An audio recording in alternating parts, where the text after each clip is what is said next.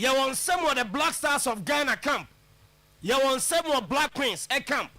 You better Mediama Sporting Club. You better Sante Kotokobobo Konimu. You better crowd to folk. Transfer stories. And so you will be ewa at the mamu and ne ano pay wa bra. You dear fisem no and ne ano pay ewo tumedi and so ye basaya. Ye tete hold the mamu 9:30. Not details nina. At the Abba. You want some of the Black Stars of Ghana camp. You want some of Black Queens camp. You better Mediama Sporting Club. You better Sante Kotokobobo Konimu. You better crowd to folk. Transfer stories. And so you will be ewa at the mamu and ne ano pay wa bra. You dear fisem no at the Ebremo. Uko the Black Stars of Ghana. Womo Asia. And no team no training. Ewa Bryant University. Omo Park no eso. Ewa Rhode Island. The whole and a team no ABC. Na omo 12 preparation. So ahead of your first game in Panama Airball 17th of June. And as our game no eba so. Now before say team no ABC page no so kra no. Wamu ramu ewa gym. Ekoye gym works kakra. Enti after gym works no. Ena omo tisiago pramani so a we Bryant University eho ena omo training ena Black Stars technical team no officially woman at the jersey numbers of players no ebe show FIFA World Cup at the abaway confirmed. Lawrence Atizigi eshe 1, Ali Seidu ebe she 2, Kalibi Renchi ebe she 3, Jonas Ajete ebe she 4, Thomas Partey ebe she 5, Abdul Mumin ebe she 6, Fatawi Shaku eshe 7 jersey no, Kwesi Sibu eshe 8, Jordan Ayew eshe 9, Brandon Thomas Asante eshe 10, Antoine Semenyo beshe 11 jersey, Joseph Anan obeshe 12, Christopher Babonsu ebeshe 13, Gideon Mensah ebeshe 14, Elisha Usu eshe 15, Benjamin Asare eshe 16, Baba Rahman eshe 17, Jerome Opoku 18 jersey, Inaki Williams 19 jersey, Augustine Boache oshe jersey number 20, Kwejo Pompepra eshe 21, Kamaldeen Sulemana as usual oshe number 22, Derek Lucasen eshe 23, Ernest Nyama eshe 24, Prince Edu Kwabena eshe 25, na Marvin Senaya ashe jersey number 26. Wey official jersey numbers for the Black Star squad ewo FIFA World Cup no emu.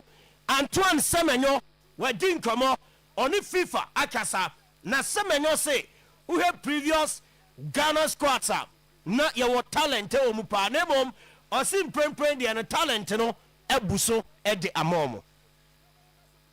There was a lot of talent in the previous Ghana sides, but I feel like now it's coming in with abundance. There's so many positions that we've got covered. There's so much talent on there. I feel like when we do come together, such a special group and just endless talent, and I feel like we can shock a lot of nations, and we just need to prove to the world that we can be up there and compete with everyone else. I feel like that's the only question mark now. So once we do that, that'll be the story, right?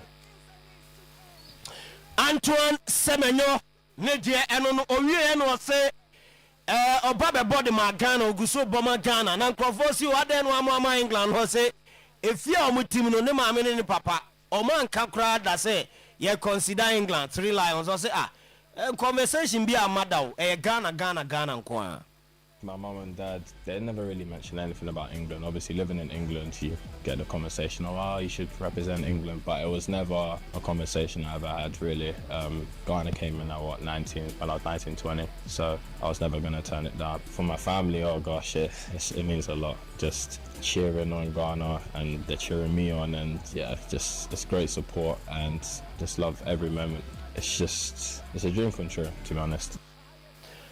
Eno Antoine Semenyo ne dia odeba ene training session ebe koso ewo the Black Stars of Ghana wamo aseye wabro mo to preparation no eso na minya ne ntia se panyimfo person mo organize closed door friendly game edema the Black Stars of Ghana na omo etumi esiakan closed door we no nya dia obi abehwe bi nya dia camera bi ekọ capture eno ebe the last friendly game omo ebebo and Sakrana World Cup no etumi ashase omo guso e consider teams no ebi ewo Caribbean ho anase South America ho no baby na fe omo any the Black Stars of Ghana team no etumi asiaken no Free Oba and Anopay ewo dwumadie ne so the Black Queens of Ghana ensu guamboaboa so Nameya Domua Women's AFCON say 25th July na we 16th of August ewo Morocco na onim say Black Queens ejina mu den Nameya Domua ne Black Queens of Ghana womo any ampem dakwa ladies ebo friendly game ewo the Accra Sports Stadium game no 3:30 p.m.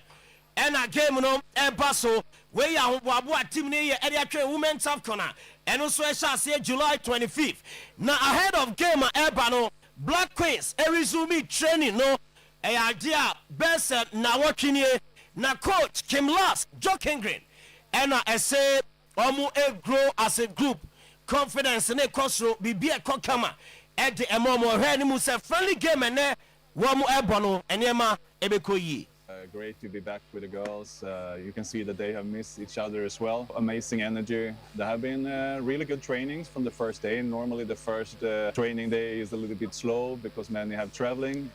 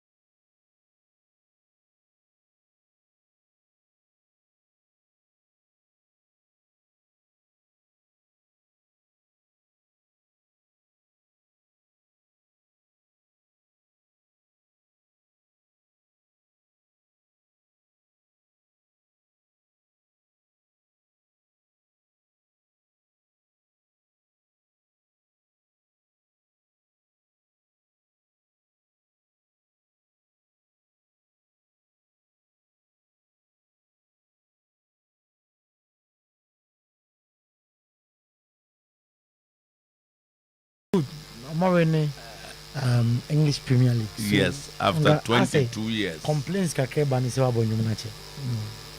Nka. Sisi World Cup adimu. Ntinke stronka. Yeah, you know me. Nkepe. You know me. You bon baso. You know me. You know me.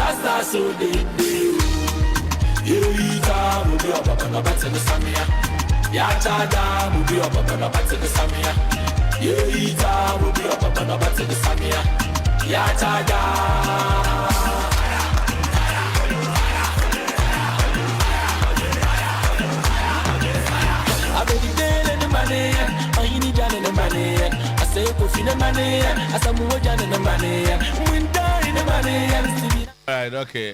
Lawyer, boss. We am on Yeah. Omo pass na di atino. And yes, sir. We Kovic on the Black Stars. Some that's 6 fine. days to so go the there. World Cup is few days away. The 2026 World Cup. Yes. To be hosted or co-hosted by Mexico, Canada and America. Na here. So we are already in the World Cup mood. Yes. The World Cup starts on Thursday. Mexico, South Africa. Interesting, the 2010, this was the opening game. Yeah. South Africa, Mexico. Time at 2010. Time at South Africa. No, I'm here.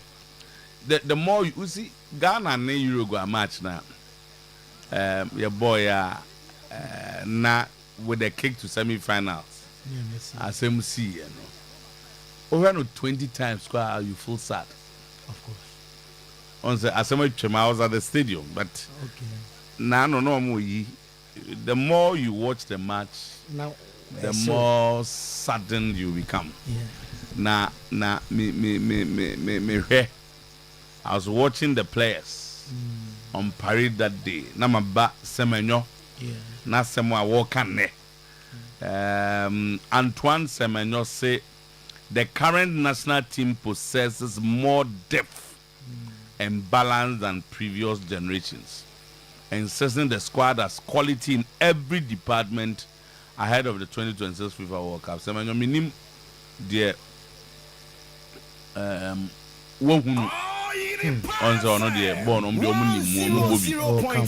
but I can't imagine the kind of depth I can want them. Say, is it at the goalkeeping area, or is it the defensive setup, the defensive network of the Black Stars? Well, this is one Black Stars team. We've lost about 4 key players, of course, due to injury. Yes. But still, Semenyo insists that also there was a lot of talent in the previous Ghana sides. But I feel like now it's coming in abundance. Yeah. There are so many positions that we've got covered. There's so much talent. And I feel like when we come together, we are such special group with endless talent. And I feel we can shock a lot of nations. Semenyo and Kasei. Let's hope it works like that. But Okase, we want to shock nations. We want to do well. But so Okase, there's so much talent. I feel like now it's coming in abundance. Sure say this team is better than what we had previously. I think essentially that's the point. Especially, but our talent to that extent, my fans say he's talking about the future of this team. Of course. Given the ages of players on any idea. But I'm not sure say it's our best team we presented at the World Cup. I still insist that the 2010 team was the biggest, the most quality we had. City and Ghana for Antoine Semenyo still, he's opening up about the role his parents played in his decision to represent the Black Stars, revealing that they never pressured him to play for England. And also no credit. But Asem Kakrawum. No credit says our time. No, I and Sam. Oh, Kobeba. And they Semenyo, unse Kwadani bi omo Ghana sem no mo mfa ni agro. It depends on the parents. I've been to ebinum fie. Ebu akoni fie a maame ne papa ni na Ghana for also about Bruni, but you see and you feel Ghana in the house. Okwa ho maduane omudi kasa omoka. Bu okwa akon fie abutia. Chi kasa na sebini krom kasa no. Baby yen kan bi ho. Baby won also teach omoma to have that Ghanaian in them. So okay, so the Premier League champions Mediema are set to strengthen England. Premier League champions Arsenal are set to strengthen their commercial portfolio after reaching a sponsorship agreement with Piva Beverages ahead of the 2026-27 league. That's a good one for Mediema. Congratulations. They have a partnership with Piva, which is scheduled to be officially signed on 10 a.m. today in Accra. Piva Beverages become the club's official beverage sponsor for the upcoming campaign. That's fine. Piva for Okay. So under the agreement, Mediema will receive a combination of product support and car sponsorship around $195,000. And I see this. Ghana see this. So it's better than zero. Yeah. 195,000. Wow.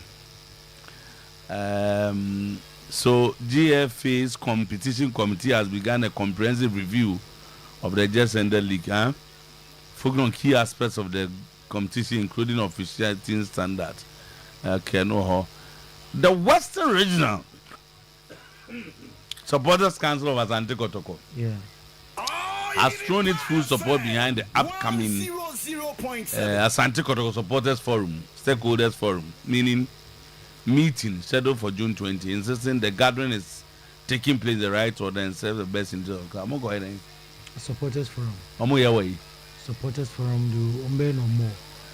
Supporters Forum. Yes. So we are making supporters no be doing come up club.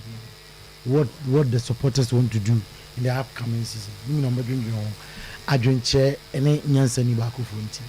So they solicit views ahead of the 2026-2027 season.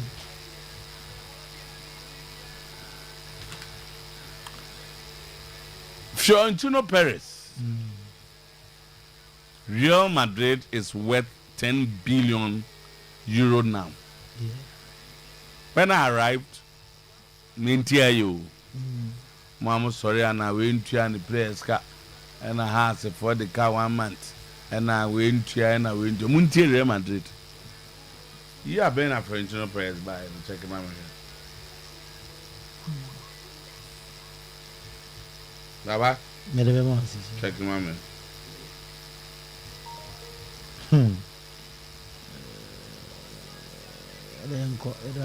David, in your uncle.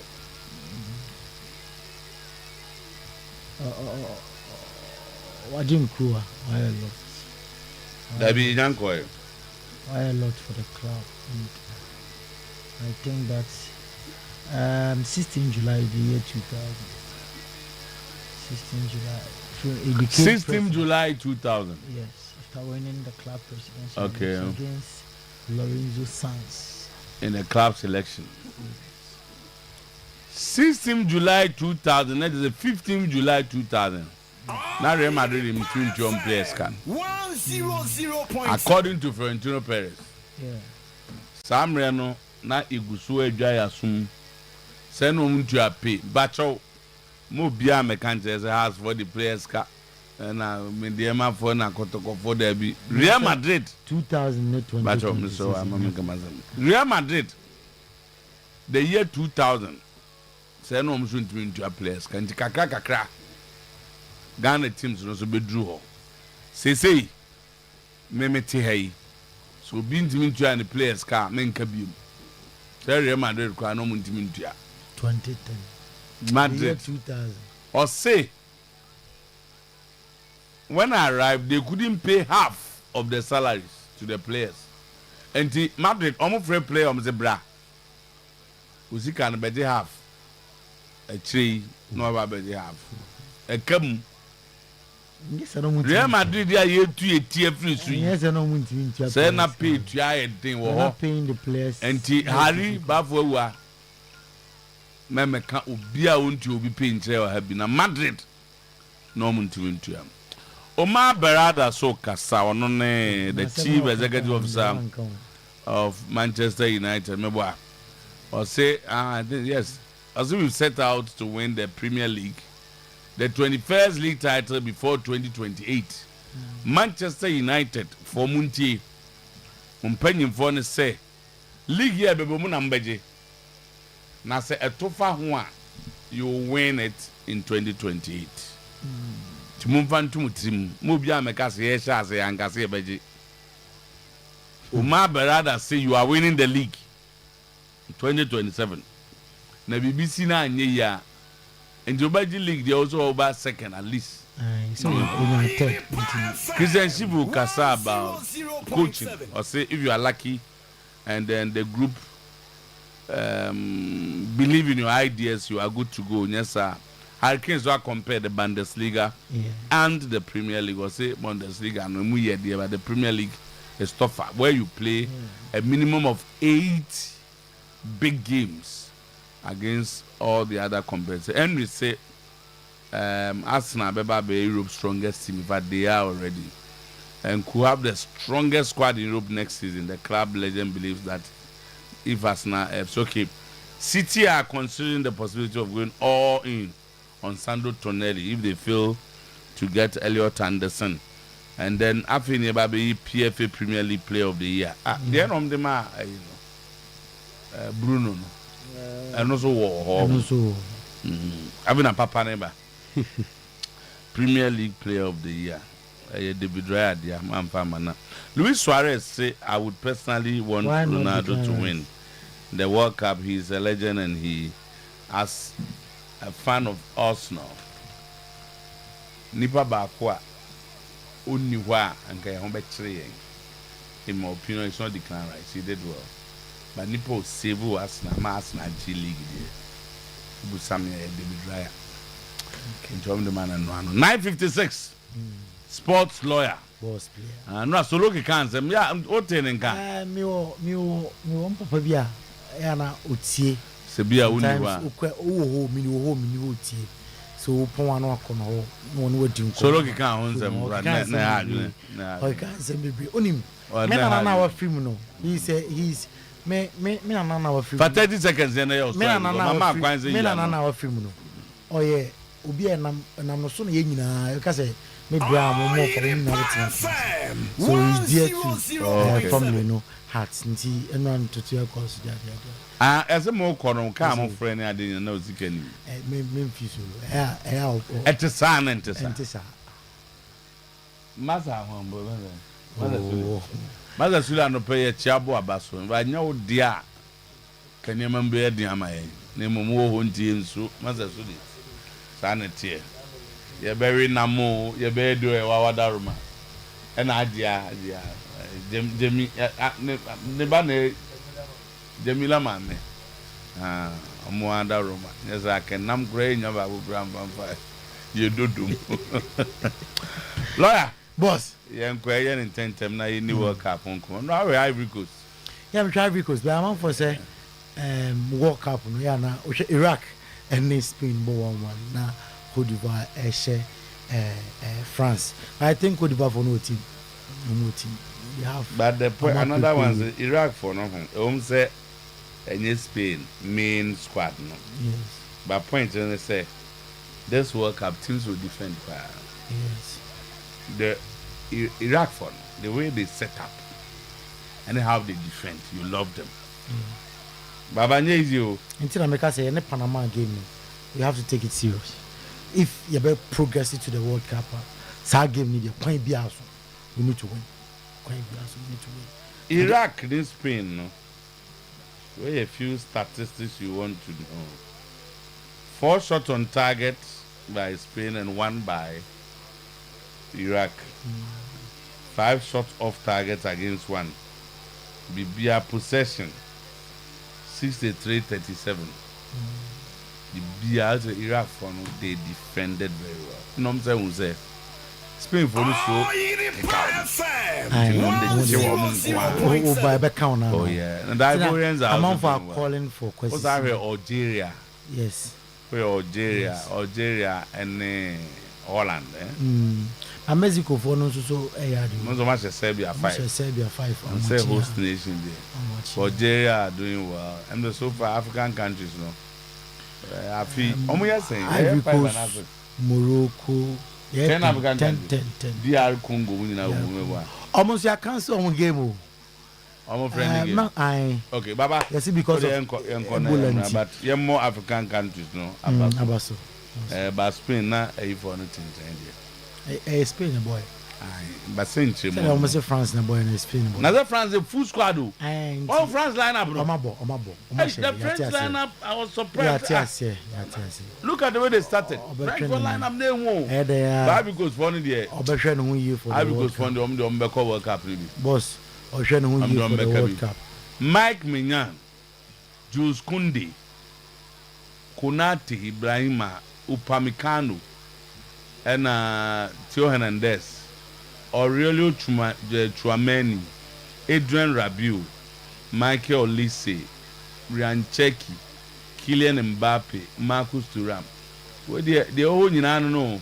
This was Simon Adingra and Yan Diamondi. Akurana they say, more generous Susano. Bound comment, yeah. What's the light? Okay. Sanity, Baba Yanko. Ghana. Semenose, a wonders who shocked the world. 10 o'clock. 80 and pay sap. You come go from Crosso. And somewhere 80 at danger and somewhere. Boom from pa uncle from Crossum. Yet a wholesome up to him and net and not paying some dear. A dose of papa, dear disafata, set Ushe, na utie, and yet I soon walk it to man polyboma. I can show 2009. Nibu mami input do 2009. 2009. You will be explaining further. I'm saying year be. And getting it right for us. 2009.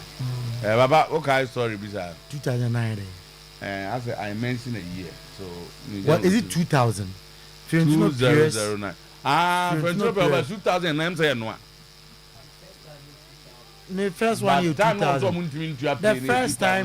The first time about Ubusa said the first time Obama did it. But me cut time I know munti pay no. Oh, so ono na say no can one. Say abani wa house so Baba because the team means we just salary. You twem. Was it married was when I arrived they couldn't pay the half of the salaries. Okay, now Perez they come about. Emra obedu ye. But Perez was talking about the second. Emra obedu ye. The Perez name was correct. Or the second coming, you know. No mama didn't mean to pay. Ba from the better house into your players car. Then say Madrid 2009 no mean to pay. Madrid. Dear Chum, which you go be into no. Now that you to about. The me say, and none inches so kind. You say, was a club no worth 108 billion. That you be a baby. That's it. 80 and pay here in Confunk some to us so I 6 days to 2026 FIFA World Cup. 6 days to the FIFA World Cup. Now the tenye me ma update stories I was utie our World Cup num anopay na ye sneaky inside Toronto Stadium ahead of the World Cup. Na yebahwe our Toronto Stadium na ready for the World Cup and the screens so we enjoy be and na anopay na ade be si our World Cup num ti utia uhu a e mane nwanwa. Previously, yaba World Cup oban se bia national anthem ombebo a se bia Ghana and England yaba Ghana national anthem na players a tibent previously na omo dugout wo ni coach no se sense sayaba oban se yaba starting games na players singing na omo starting and omo starting na eba park no so na e was center circle ho omo twa kanko kakra I say kepsa e wo ho e Ghana flagger no mo dia senche e England flagger no mo dia senche na fe amabo national anthem way e nsanya FIFA edi abam eno chi ma me fan to dwam oko Luis de la Fuente na so ya o se enra on Iraq about 1-1 na mom dionim in the game ni say when ya dia ehu bia ewo team num esansen kakra afei ana omo atoto ni mo players every season ebi owa a fatigue ewo ho afei na ba grouping the players together some days omeba mo first game of them first game num na the team is ready. Luis de la Fuente confirm here say Lamine Yamal work seriously say obe fit for the World Cup and what is Zlatan Ibrahimovic Ibrakadabra I mean confirm me Sam obe leave for United States weekend ninginam and commitment related to the World Cup now obe serve as an ambassador for AC Milan from a commercial perspective enti oko America no obe ya juma ama AC Milan for commercial perspective enom aye de to anim ewo juma de no so FIFA sa NCBM sa ye tournament obe won se nsu a obi anom no agya bottle na to ni wia na fans na epic bottles no da bi say o ma si ho kwan o ma de bam at say NC sa World Cup e ba matches we a na aye fans na na epic bottles anom aye de FIFA so aye etodwa anopai Jamaica sa yenka ema Portugal fonente sa opesa oji World Cup a omfu ani nyina nkonkoto Cristiano Ronaldo so aye no crap why be our football mo na sisi aye kasa de untimi nkasa me koje World Cup na me World Cup me build around Cristiano Ronaldo e ban sa untimi anjem emma no enya ye na also the best way for Portugal and say on best start World Cup games na Cristiano Ronaldo and started games from bench Luis Suarez or say personally or say Cristiano Ronaldo and winning the 2026 FIFA World Cup or say Ukrainian for 20 years he truly deserves it and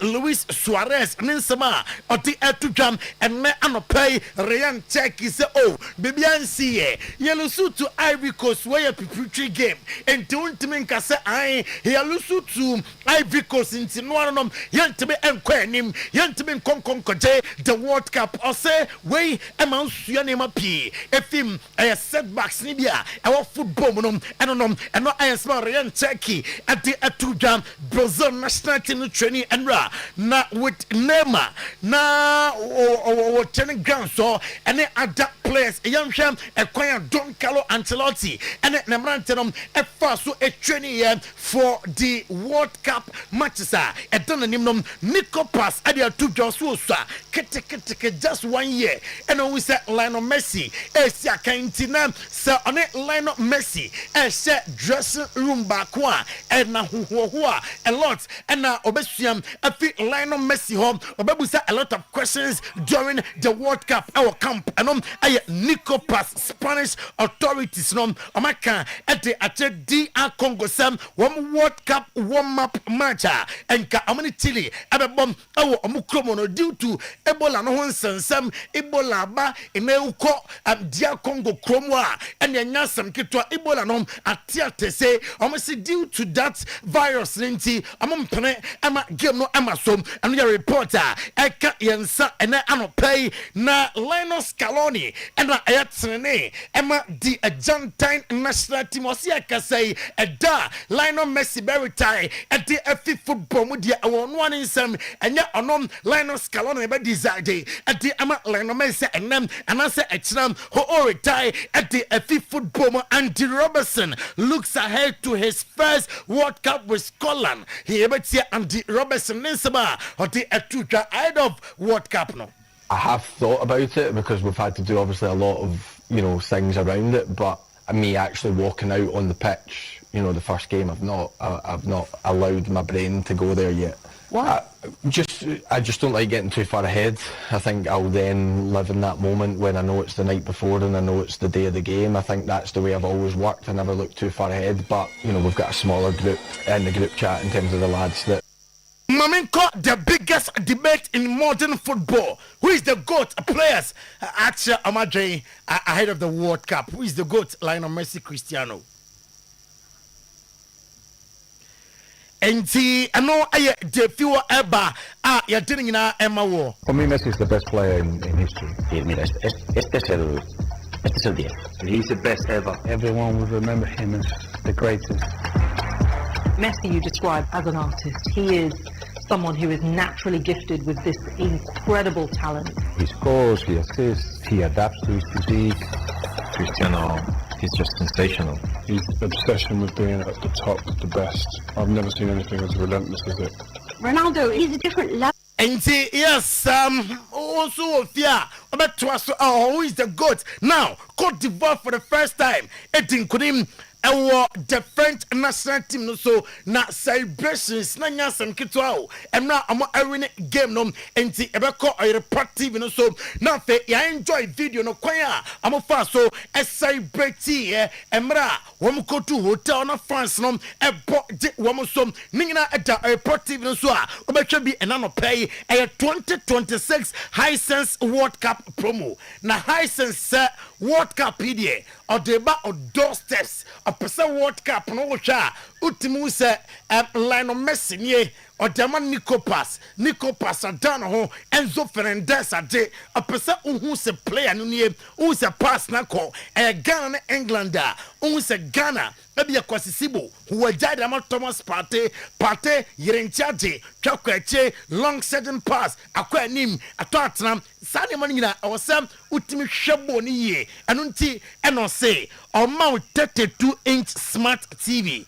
afe oma 116-inch grand screen TV masa ebo no so wo fempa enti abusuam osan ene MTN Ghana ene DSTV enya special World Cup packages abusuam sesie koje Hisense World Cup PDM for TV pumbia and function Hisense everyday prices for everyday people 0302 550000 not what fair na nema koye ede amamamin ko Spain na menya adwuma akra e wo Spain anopay Barcelona so yem and amesha selfie na diamete HM Sabasa and out some ebia amo ensign center back e wo amo books room na amo pride in some amo sign a typical number 9 obeja nim hom Lamine Yamal mo the cross no bar no dia Tottenham and no aye dia amo HM na Luis de la Fuente Sam no Ukraine Mark Bernard a very important player for the future. Sir Mark Bernard, our Dutch power for Spanish football and Barca as a whole. Andra Cambiaso, Alberto Jam, Sir Oko, Barcelona, Suya, one Juventus player. I'm a deny Sir reporter, Sir Crabia, and himself, Andra Cambiaso, I'm a Pensa Amram, MSC Kai, and for Emma he's valued around 50 million euros. Now, Florentino Perez, I know, and I have president Emma mother dem play Nyankopobua kwesiadam and remodeled presidential elections no eba so na o say no Ukraine we can't win all the time but I want a lot 66 trophies nobody has won as many as trophies as me o say need the bia and abusuam club ko game wa obetimi awin trophies ma win bia 66 times ma win bia etibasian trophy minim tape at the time obia or say Real Madrid say I'm worth 10 billion euros 10 billion euros now. Alright, Madrid nom na half of the service nom na amuntimin tria plus unkaka half na team nintimin tria for his second time coming and oyen someone Florentino Perez at the atujana semnunie owie and no say Nyankopon next week, that is after the Madrid presidential elections, Oba making an offer to an important Champions League club an important Champions League club for a great player. Abusiam, I say, Madrid abako semu on the player. Nebuwa pa. What on Madrid ever paid highest transfer in entire history. Oba meki na I say player nom anya striker. Player nom enya Ellen Haaland. Player nom enya ebia players down to mu dinom nemom boy also enya defender so enti probably a midfielder enom ena ede etu oni man for ke kan Vetenya amman for so da bi João Neves man for kan players bebrebe officer a player ben ena Madrid sika nom ebetimi akom na owie nom ena yebusi ho ko archives nom se ayebida so bi kan sam so be ya why bia me hu dana Florentino Perez obekai 17th July. Now, Luis Figo, was it, do I look worried and calm? I promise to refund 75,000 season ticket if it does not happen.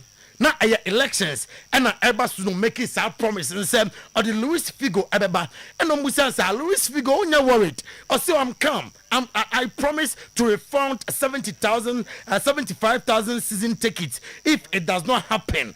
Figo. 19th July, or say I'm not going to Madrid. 24th of July, Figo presented by Florentino Perez as a player. enti owuranom ne nsam no Roberto Carlos se womo mpese Florentino Perez be win elections no womo ya atamfo womo ya Atletico Madrid fo womo ya Barca fo womo nim se oni ho a ombetma manipulate system no se Florentino Perez ni wa de womo pem e wo Spain ho wombe yem na Jorge Mendes is back and overcame with Madrid wide range of players and opinion nimno se obone dia otebema wo Jorge Mendes now with Jose Mourinho and Florentino Perez Juma Jose Mourinho take it from me about start here Juma on the 13th July 2026 13th July 2026 and Jose Mourinho starting Juma candidate natural into elections over Florentino Perez now and a slot Liam Rosinoa Thomas Frank one more candidate here say ukoma clubs outdoor Eddie Amachi Fulham and a main club motion some manager one before bakom Oma Barada at the Atugas na oni Michael Carrick or ten some papa no home and Michael Carrick by no some Ayajuma Sopa Emma Manchester United officer going forward a lot and a club or say a goal to win the Premier League Nyankopon season ya Yeberamu say Antimia Mamua ni season twice no I was Amutimi Oma Barada Okasaye success always now with the club or say team nom so you be biano anje trophy Nadia say Manchester United is known for trophies. What would progress look like next season for Manchester United? So I think at Manchester United success is always measured by winning trophies. That's what we're about. It's about winning, it's about success across the men's, the women's, the academy, and that's what we want to do. I think our aim for next season is to be more competitive in all the competitions. So we're going to be playing the Champions League. There's going to be an increased demand on the squad. But we believe that we have the right coach, the right players, the right setup around the men's first team to be able to. Enti abusia mirisi na diamete chese uko Francesco Chinkawa suya Liverpool edin komo se amde sporting player no ebeba na obehye Mosala anan Thierry Henry say Europe no Arsenal next season ebe the strongest team Europe with their squad Ekutomo, Declan Rice, William Saliba, Martin Odegaard, Lewis Kelly, Bukayo, Ambassador Tofu from Kra, Abekam, become the strongest side Europe. And I'll pay Yangina so na Yamfa and confirm close to some no Emfa NC na Yenim Common Emra Cia Bar, na boss player, any team nom etimi atwaso. Yene good morning, penny form 18 Como. Opening good morning. Said we are fine. Na Joe Mino. The sports lawyer and on some year na ano share latest. I mean shop a good morning herbal mixture. A free good morning herbal center for chain original Dr. 3 days Edano and Como any a Debram or Oyerepa.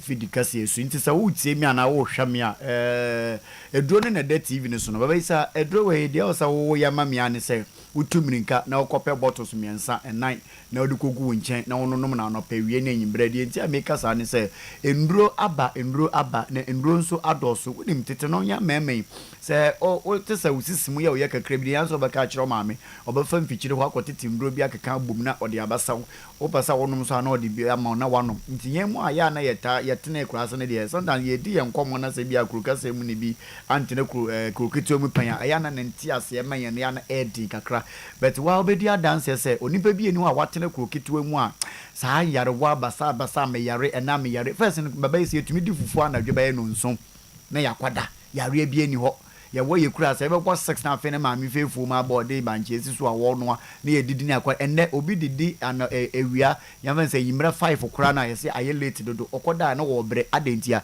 ye nnuane ni nyina sei nti ye benya na ka o se nya eduro na ye tetimduro na ye ma menom no mo a emfo ha obi amfa ma wo mo no nti ne ababa wo wu ma ko ba ko mienu miensa pe o se me nwu biem adentia wa bre wa wo mu okoda wa push no wo bre tete no hu sa no mo yi na bi de ya me say ma me wo me na 11 wan ko hospital da adentia enduro na ononom na ne ho ya din papa into first ne cancer obo wa ye say obi eyen we sa yare wona ni ho stroke kura na enta ni ho sa first obati so obi ewa na 100 and nipa na kwananimu ankasa dia yesi we de we nyini kura ye 80 something but na de na ehunu enti mesre nyame ya adom e me yenya doctor bi a na ni defom original doctor 3 days akonwura mu akopesa haba ni ndubra no ene ne na nante ma na kire ne sa nduro no enti ene one ne nkoma sa nduro no wunya bi sa haba no wunya bi but papa ye wurawura akopa bi de aba adi egu bottle mu fafefe kama ene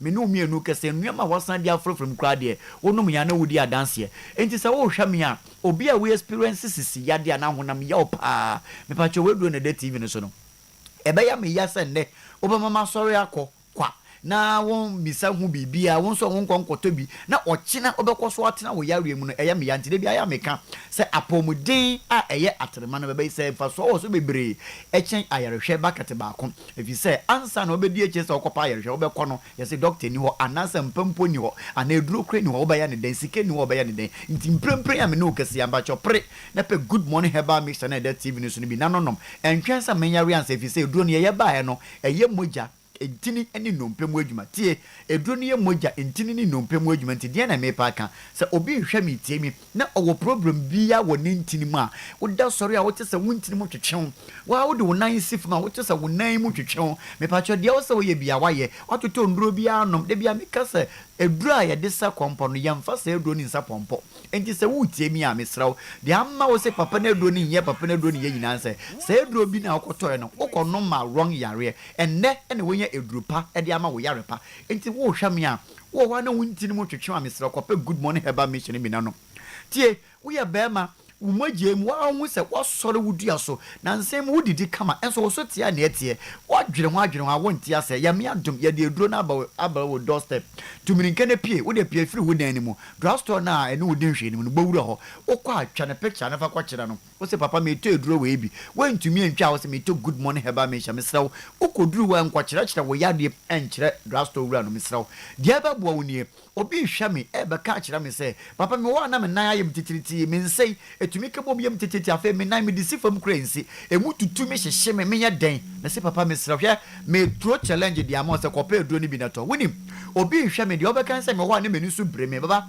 hwe enro bebre ya ba me metie majiji nduro bi ho a nso wo ya me dan mi num bi da but me nu ka say good morning heba me share the television so me num na anopa enum na ewia enum na yimre enro a media me num ye pon sore me colleague back waje free me nsem nti anopa me nidi we me num bi but abro so ebe bot 12 de ne me nya bi a me sifo mpe so me kwaji bi o promise heba na me num ma num bi kwa na me ho me num bi kwa me ho ntene me because de bia no pesa me ye active se eduro we egu enum na kogu ye mu a de bia no wo ye active enti ye nton ma yale fo nko enti na boost immune system no number 3 obi be fra me aka cham se me nompem eya me ye etutumi mediki aka se eduro ne ye moja enti ni nompem adwuma enti se wote se wo nompem tutu a mesra wo nya fa ni enko fa nso hie emiamia me mo appointment bi ntwetwe ma me ye de betwetwe wende ade be twe be se ati pain no mesra wo num good morning heba me sha wo num a me ne kogu ye mgungran wo po wo mpo wo beto eduro ni so po adwuma kama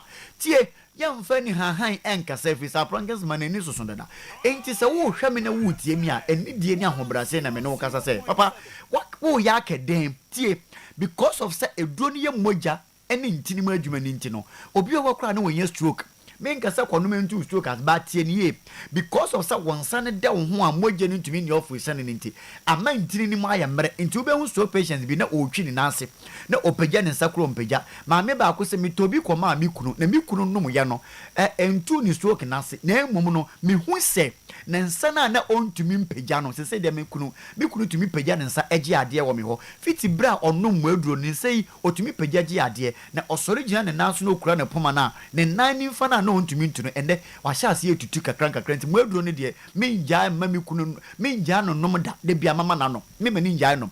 Number 3 obi tumi franye o se me yere na obu ni nsa 2 days na twa e ba ye me bed ndadwene e ma metutu ondura fe kura de me yere ye anya yare foforo enti mejai sa nduro ni makoto mu nduro ni bi ba me yima no no bottle miensa pe no me yere so wokokuru ma bokọ ya no ho akose wo kura de we bu ni nsa oba fia de ya hwe ni me say 2 days na betwa afi de 7 days ansana ni nsebo ni twa e wa na wo de base no a na de aka ya dance die woni abaka na wo public na etie fon so etumi atibi na ahye wongidi ato wongidi no mo etumi akoto bi fantini be ma metie edura me no ma no atenti na make sa obenya presenters ni bia ombagi eduro no ho ba onno ba me eduro we me nom na anopa ewie ni anyimre me ma me yare a enu bi na me de ma no adenti a eduro ni ye adwuma woni pedua ni mu ekoba ne sa ebeye din se obi a wota no good morning heba me sheba fra me aka cha me se ma ye mre wo mpa so anasa me na nakọ afuom ba na wabre ana me papa ye adwuma kakra bi ana wabre special driver for no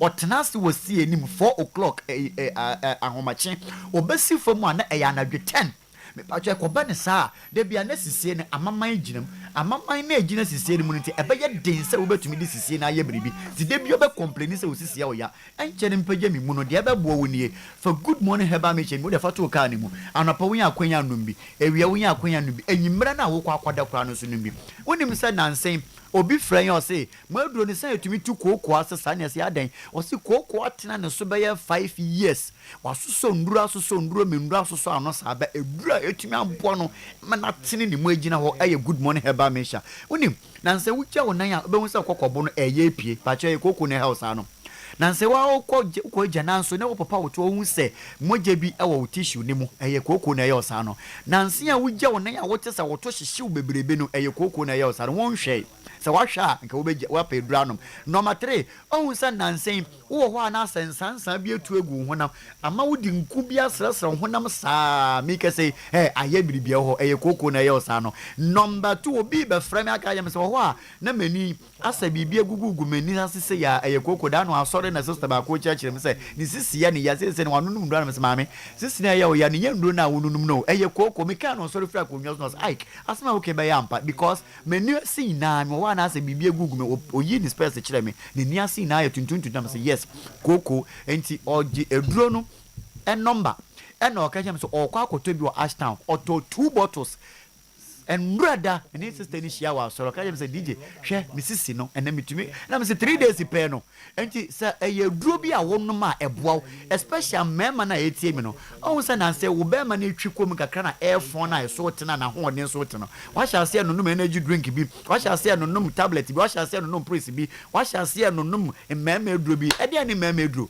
be ma na ekura ye be ma mu no me sraw enhia eduro bi o ne de ani say ohia eduro betumi ama intini no asenya pagya ene eduro ya me de ma wo so ye intini ni mu adwuma enti me de wie no me pa chew se wunya nom good morning heba me shana e pompi moje ne ma intini no enti ekoma intini no pagya wo be ma ni gina ho so adwene ne ma wo akono bi se kwaye pe pa chew wo pagya ye na e pagya na eye na adwuma good morning heba me shewo group Kumasi bia bia obekobi obenya bi ato okon ya obenya bi ato bebi obewuro bi a obenya bi ato etimi de wie no gie numbers no na hwe ye kire akwan na pebito 0246 594117 0246 594117 and 0553 213587 ofrenya bebi a wo bia no ye be kire se ko na kopa bi na to kin solo yeah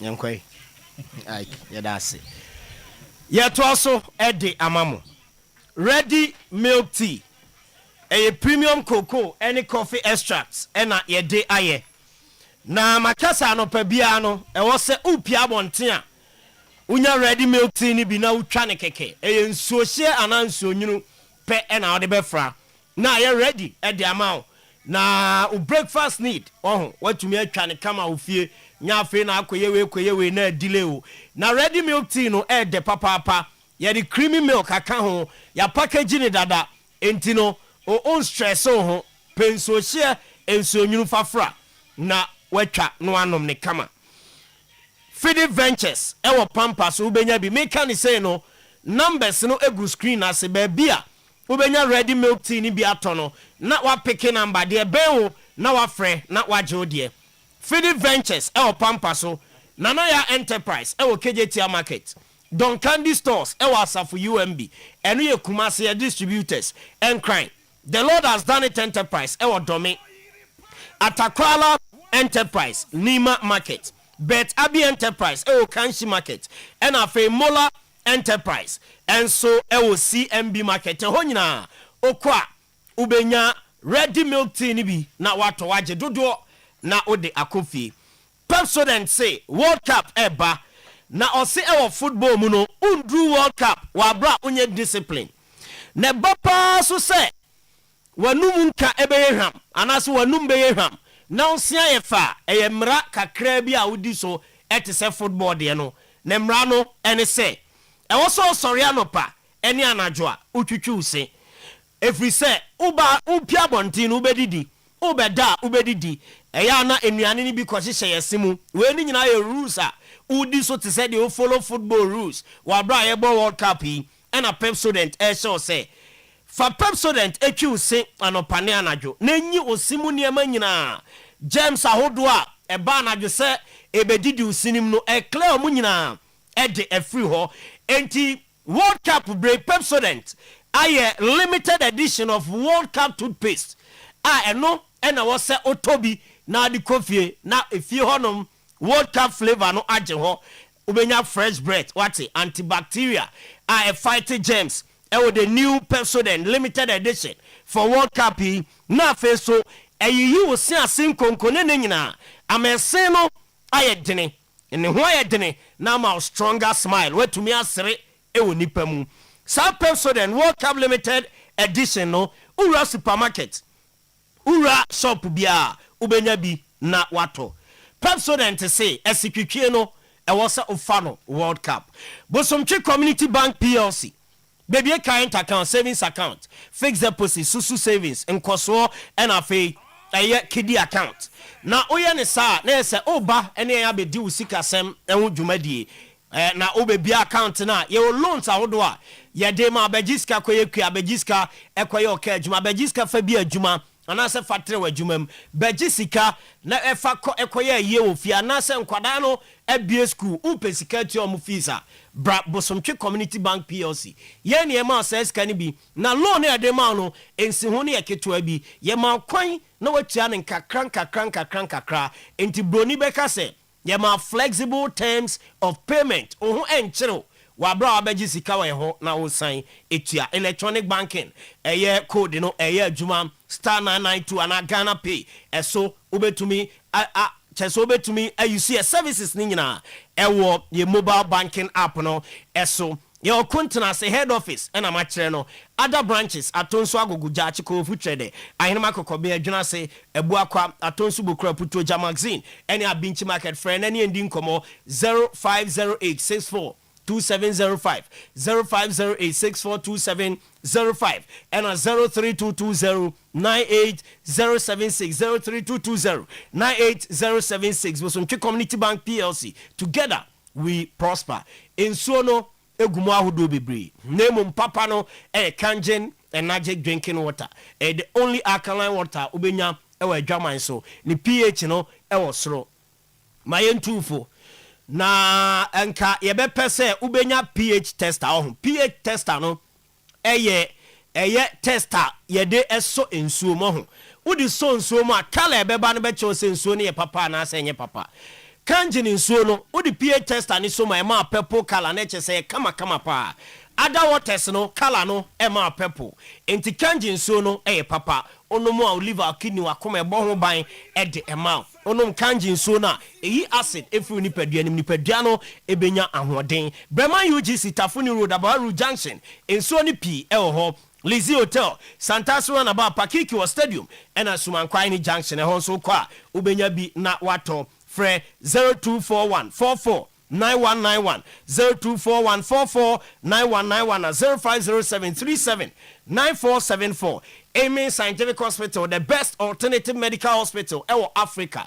Odi stroke ya de ba, ye be ye free ho. Odi awo ho semba, koko mai obewo afa ho afa ba na yade bia ache wo nipadua ni mu akoa enko bra Amen Scientific Hospital ni enyi yade kro no emfa emfrio kuma se atwema tachiman kwada so fo ase kwan so na yewo 18 other branches Ghana yato apete baby aleko bia ubenya yen na one yen edi nkomo ye number 0277 001234 0277 World Cup na eba no matches ahodo ni nyina 104 ubenya bia ha bash digital cell line decoder no na okogibi na wanya matches ni nyina bi ahwe content bio TV so bia no bash ma sa kwanyen beje wabra World Cup ne shase ya discount ya Richard prices no 33% ya tier free so ye koye installation ma na ye wia ya recharge at the account ho hotels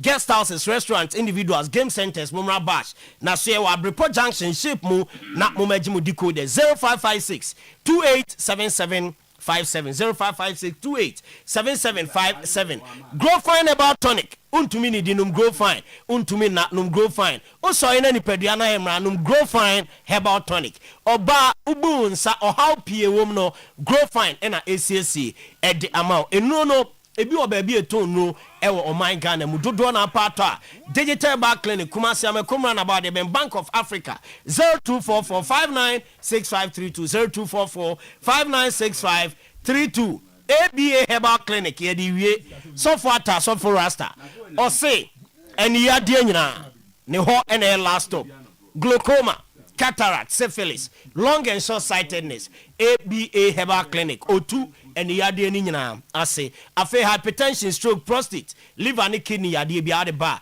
eno so ye ho adwuma omo wadro de gu aduanem di a e kontini mu a edi dwuma de pi e wo untini mu kwada so dwuna se main market e chewa doma inkro Ebenezer preschool eben apia kubi cold store e wo benada dwum frɛ no 0541 565 199 and a 0502 812 161 na oni ABA Herbal Clinic Eddie Enkomo. Thank you very much. So that's it. That's a good morning. Wait a minute, bonnet. I say the current squad possesses more depth than the previous Black Stars squad. Antoine Semenyo. I say time I say okay depth. See depth pass. See man for depth. Time I depth and quality difference room. Depth and quality difference in here. In a way, I had the crop. Yeah, the crop. Okay, and they mean use quality, no. But you should don't know what kind. And yet, time beyond I had the crop. Okay, and yet, time beyond I had the crop. Yeah, because obey me about said the all patch. That's why we all need to be careful. Say a beer position biano. Beer you need per me no on bono at probably the same level. Okay. Nothing makes me minister. Ebi akane no ne bi asamoja number 9 ba asamoja ni wa yenya obi a wo asamoja level no.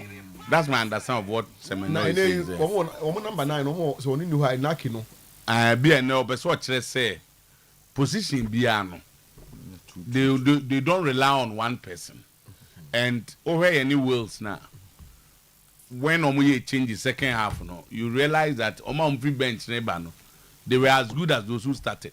And that's where I think it's coming from. The players need to be boosted. I was never going to turn Ghana down at 19. I see no didn't Krona Ghana for by I say Omoma. The people who are now on a man workers of Obama England in tea. And also Anton Semenyo. That's I'm in England penal. I was so few crown. The discussion of England. I say they are what time? No, me was at that time. Black Stars for a friend no na England penwana. O see ya wo ho de den the aye to play for England no e wo ho no but no e wo hin say ya wo nipa bibre wo England wa wo momo empro mu bida. And na mbeze mu the time no because I'm not joining Black Stars. Enjoy you. Na say what this. I think the first call up was 4 years ago, 2022. And he should be 19 by then. 26 May 2022.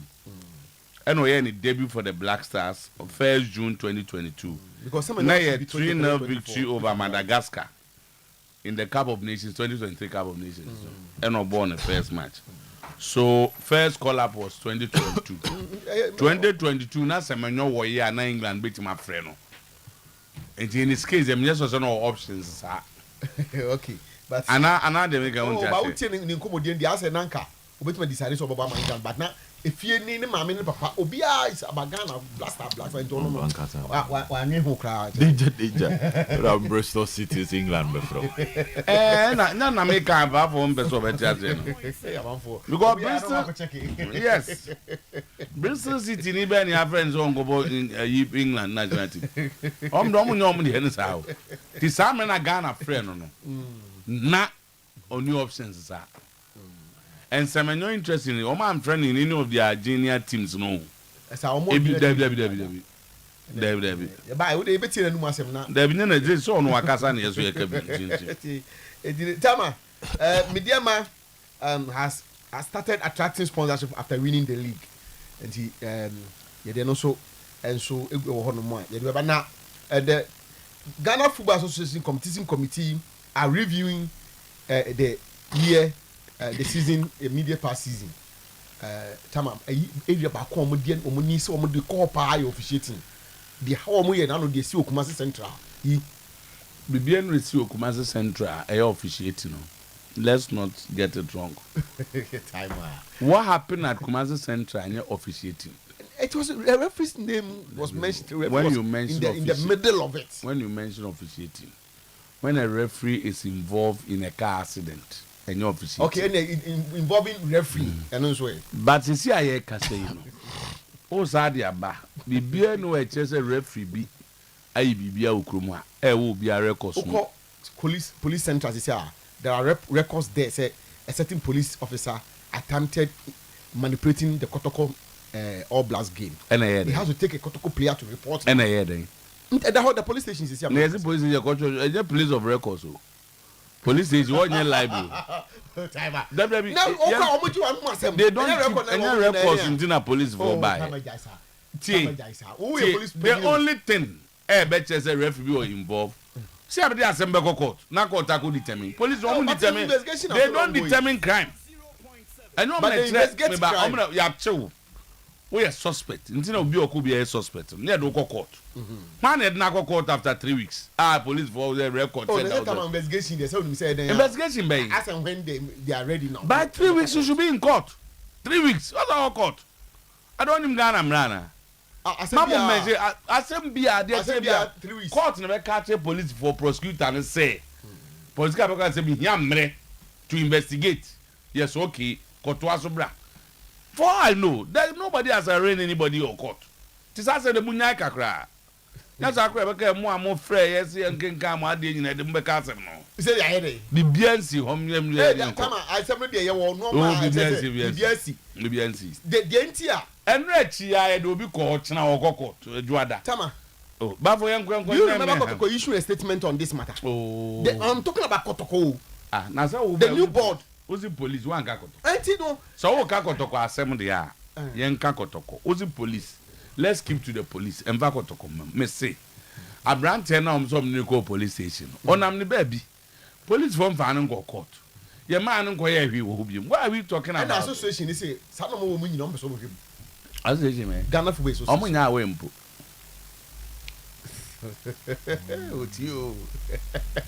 But for our information, Omo Casa police na dey chim go di match na nya no kre. When they change the referee. Because the FA saw the seriousness of the matter. I'm just correcting something. I met referees B. Na incommodity them no me say David. Omo tie asem no. Omo no ko di match no until let's also keep okay. And what time you clue cra? We know Mr. We have to oh, me come. But we ain't going. And another number point am come Mr. Yeah, then. To the Opa man Jobeko police station. Case the new omo krata bi am. Oh, time asema ya tro bia no sem. Case obi ya tro case na from krata so. Na so obi ya danger na say come. Your point to one complain. Complainants they say ni mo mo. Na napin kraba ho. K5 ba ho. Alexim the men ba ho. So this the last time go ahead. Oh, the last time come the particular say do ko ma Me say the last time you that bang. Oh, what for? Nanzo ni abutre kura.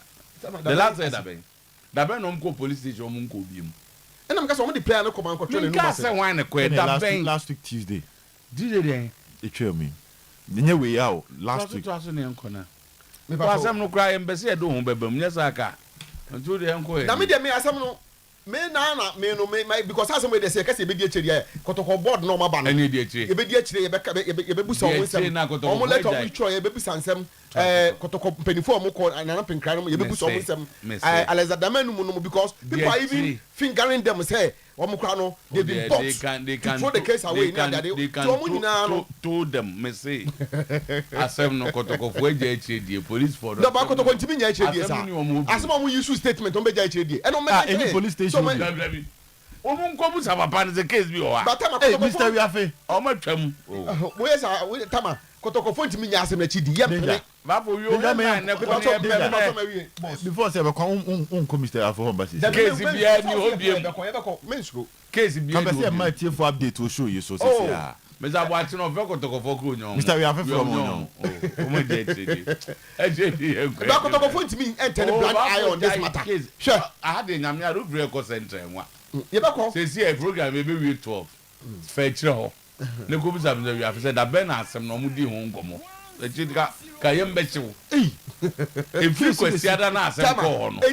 big big says go for e bu promo ha menda na omri ko ombo question ada no biansi obi mu oh tama the boy na kwam okotwe ni masem so aka maka chiro ye mami tu a afre so he interested in the case e dey enko ye be ma ka ni nyina wa ha ai ko bi gina tara abonyo no ye tie ni oh enu dey say come this is dangerous danger this is dangerous no but this is dangerous no this is dangerous Kotoko cannot this is allow dangerous themselves this matter this is dangerous asama mo si player say e kwa je bribe ba ko pe no yi ni hu fi mu amo an Kotoko nu na case no ma foolish case no na Kotoko met ma e bet ma plan e wi a commissioner ya for center Dabi moto you know Kotoko yes ano opim so na danger o de me ya for na wie head of sports kasa e be commissioner ya for sisi a moto head of sports kasa ye di mirika be commissioner ya for abasisi a e dey update aba o de moto matches na ba so but before that no moto dem say head of sports kasa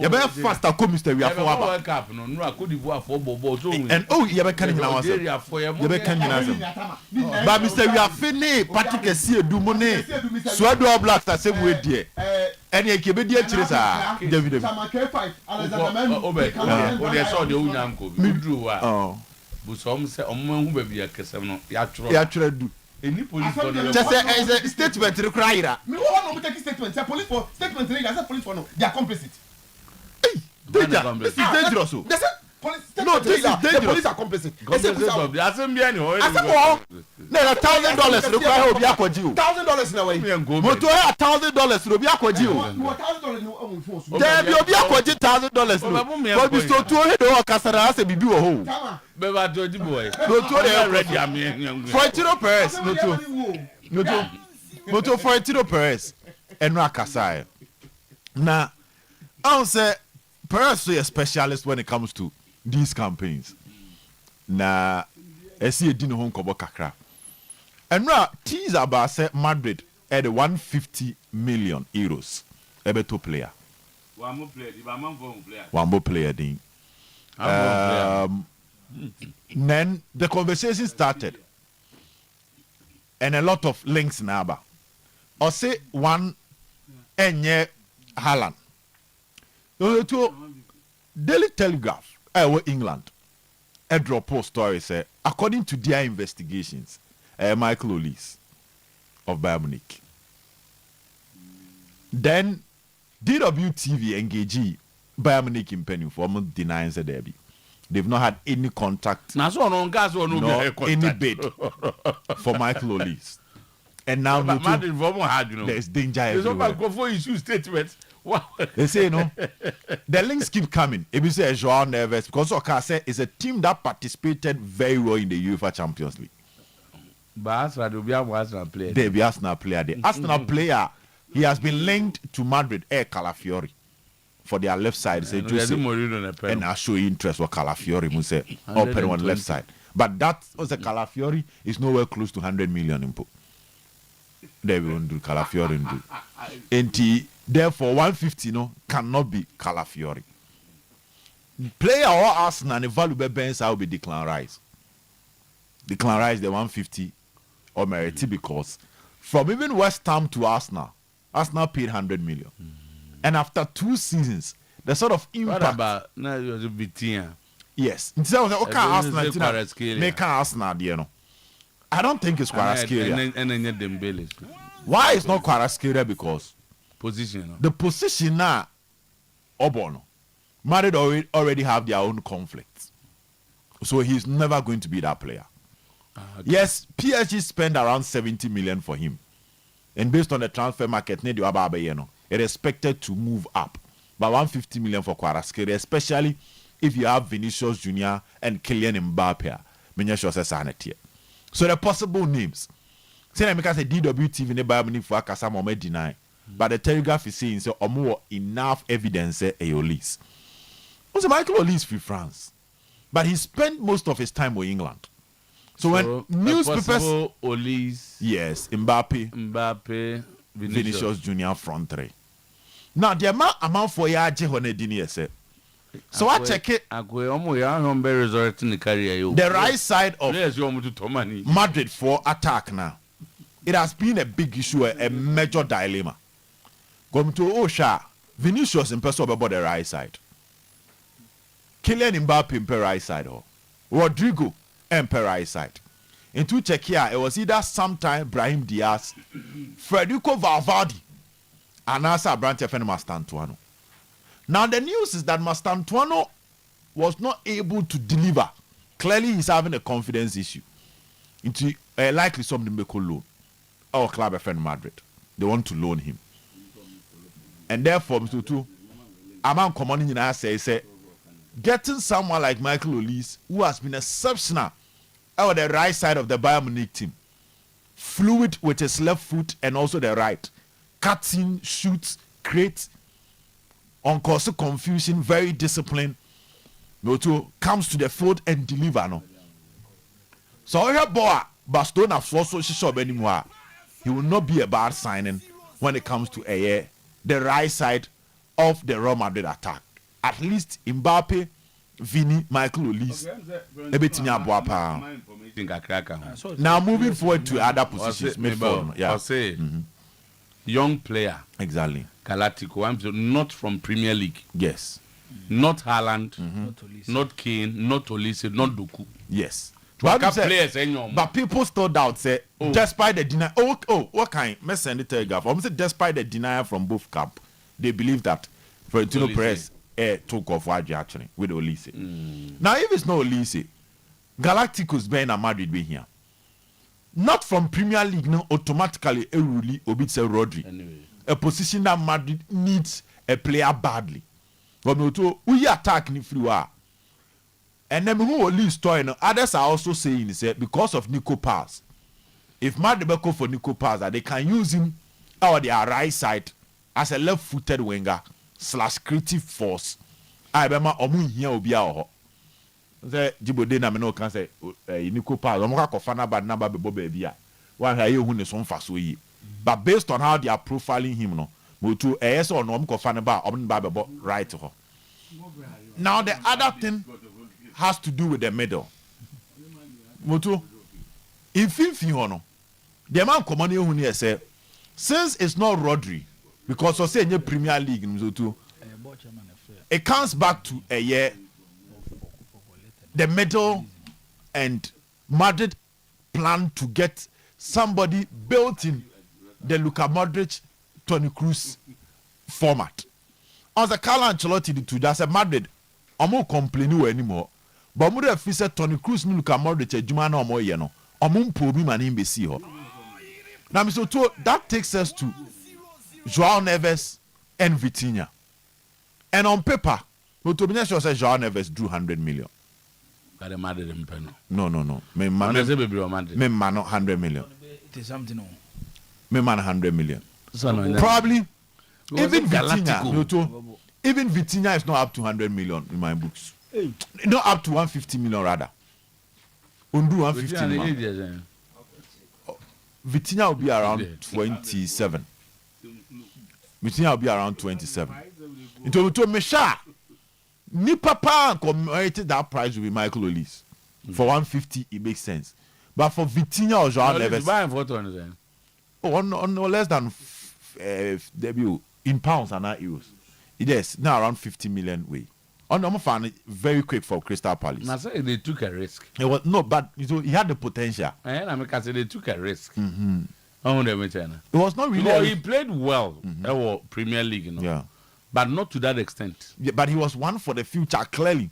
So what system and not 100% company in there, he has followed the league and followed him. Do you know him? He also raised it in Obama Kromeka. Oh yeah. The same thing as we show with Luis Diaz. How and then near bring Luis Diaz as well. So we for 150 million for Leeds, I don't think will be a bad one, especially with the World Cup and the potential. I said, we must set the stage on fire. Right. But Vitinha, Joao Neves, will too. Macan over and over say, baby, I remember Tino. Madrid will need one of these guys in their middle. Initially, I was looking at Rodri because of the number of years I can. But I was saying on Premier League player, and we sure say, Enrique the Krakoka say, on Rodri could Casano Crabeshen and Buffon. Again,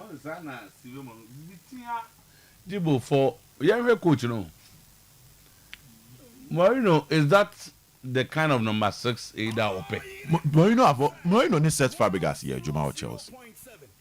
Moreno ni Pogba, Juma. No, Moreno ni Pogba here, Juma. Though Moreno at Inter Milan had Cambiaso. Opening out with defensive abilities, there is a controller. Fabregas need defensive abilities every now. Fabregas ni Vitinha na ya the same bisa. But that under 17. Fabregas even was much more offensive than even Vitinha. Yes. But Vitinha 6. Yeah. Oh, Vitinha and Joao Neves, they interchange and they. No, but Vitinha is their number 6. They are deep line playmaker. Good, but say, so when you bit say Pogba, not that Pogba had defensive ability. Number 6 well. He had defensive ability, granted, but what share Obit say. Marino, the number 6 in everything. Oh, sir, Pogba said no 8. So I'm looking at 8. So on the Lampard here, Juma. Just in the Lampard here. No Lampard here or no? Just in the Lampard here, Juma. And to the point is, I see him using Vitinha more as a number 8. Then Chouameni will do the dirty way because what check here, Joao Neves see a lot of physical battles. My Vitinha when you watch the PSG team, even though he sit deep, change the game and all that. But then Joao Neves no. Those Joao Neves aggressiveness N'Golo Kante die no. N'Golo Gattuso die no. But I had to say when Chelsea had Jorginho and N'Golo Kante. I had to say when AC Milan had Pirlo and Gattuso. Sana we mo die na just that Neves also ever more efficiency on the ball. Moto come am. The profile of Vitinha will never be bad in the Madrid setup. He will always need somebody to shield and protect him when it comes to the game. So Chouameni or even Federico Valverde, you can even build a profile. Jude Bellingham Andrew there, but you can easily build him and push him along to get the job done. So 150 for Vitinha, I have issues.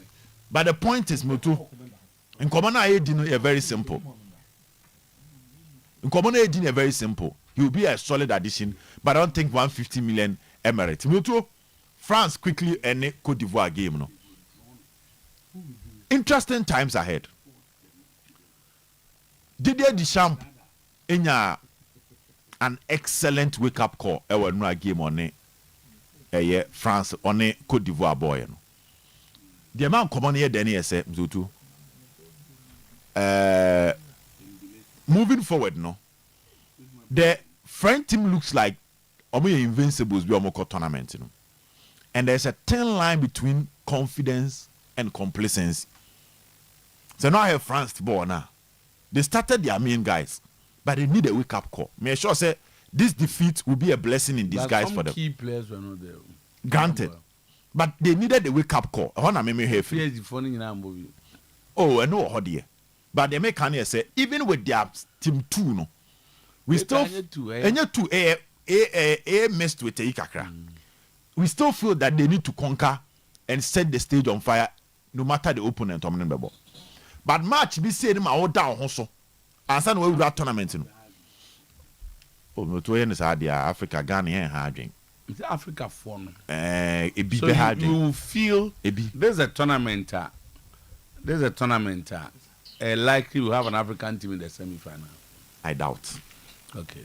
I doubt. Though Morocco called semi the last time, but me too I doubt say me shall have Senegal no titi jina ya here. Oh, me Senegal be team called 40 jina. But the big stage experience has a part to play in moments like this. It's still going to be the European and South Americans' dominance. Quarter final, I won't be surprised to see an African country there. But semi, I have my own doubts. So I was happy for the French team. Say, ebe mo many other hope ye. Upamecano Konate mu omugina chiro, ebe mo many other hoye. Ewo moving forward in the game. Otu Ryan Cherky need to up a game with regards to consistency. He can give you a very good first half and a poor second half. He can give you a poor first half and a very good second half. For tournaments like this, Mututu, a consistency from beginning to the end. So Cote d'Ivoire, massive confidence boost for them compared to the Ghana near. Mututu Ghana any share France the anchor. Because Abri Kasi a Kwakwaje tournament, you know. But interesting game from a and Rambo and I'm so to a hair. Okay. So Jenna ayine doso. Mom dom birthday by ne doso. Na we see ni petit we say any special. On say be ameka say police for Ballon d'Or no. E kura Ashanti South. Omo ne kura mu. Omo na wo be kwai no. They say na Ashanti region ya chemu mienu. Miensa on. Yeah. Okay. Ashanti South no. Omo ne kura police Ballon d'Or the whole Ghana. Abra IGP. Bobo mabaso no. Omo no yi omo so mudwumadi omo de ne dem sonko na okopie mo ho a opanyin oda no ye DCOP Mr. Joseph Nyaba DCOP Mr. Joseph Nyaba Asante South regional commander no na enra na woda but no ze ba fo mo de bebiri ba no se da bi yes atwen na na yo no nko ane da enti happy belated birthday commander DCOP yes Mr. Joseph Nyaba That's Officer Bright Boss. Yes Bright Boss birthday no Bright so yes enti commander Bright so yeah ono so there Bright here you DS was so say this year. DSP Bright DSP Bright Acheampong. The boss is DCOP Mr. Joseph Nyaba. Me banana be police for Abasona birthday a wonderful man. Wow. My name is one opportunity to meet him. Yes, a wonderful man and the leadership. I'm to showcase you Ashanti South on the last no be kind of story. Yeah. Wonderful man. School, no, I'm wonderful man. Very intelligent. Only second. Yes, very intelligent. School free going in very intelligent. So a blessing for the police administration. Or a Dutch IGP. No screen. Yes. Or a Dutch IGP. Say we did if you are not COP next we do hono. Mr. Joseph Nyaba. They do the COP and IGP. They be now be home. Okay. Yeah, program. So there ba question say anytime I be come office bia no the moment to be run office the TV do Oyerepa. Oh. To know the Ballon d'Or. Till time obepon. Wow. Anytime bia. This will be. Ne kai mususu a Oyerepa. This will be what boy. DCOP Mr. Joseph Nyaba. Regional commander wa Ashanti South. Mizoto happy belated birthday. Nyankopon koso enhia. Na onye okese. Na ontu fiem. Ye be mo ko bia wa be tia ko bia ko. Waya. Na wane. We say makasa me so e dachi IGP. Nti opanyini yeah, chairman no pay. I will show happy belated birthday. Okay. Mizoto. Eno ye ko he Cote d'Ivoire ne France game no. Na ye ko he game na mizoto e game akono na efe. Unse yes hwan. Eno aso he no. Agwa no o ha no. Say Leipzig for say Leipzig for 100 million. I said there one more time what go to you. Yente so enimu ni akire nyina ba bia ba fa bia 100. Ya wo dia money to say ya wo dia money to say okay Abdul Kader Keita.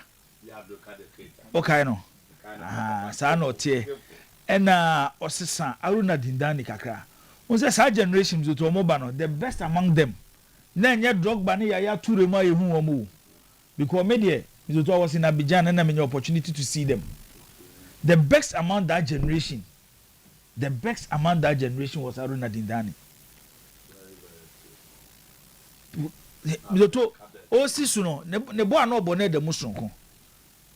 Now we are born in France. We are born in France. Yes. We dey ko won wo France. But the Dindani dey won wo Abidjan.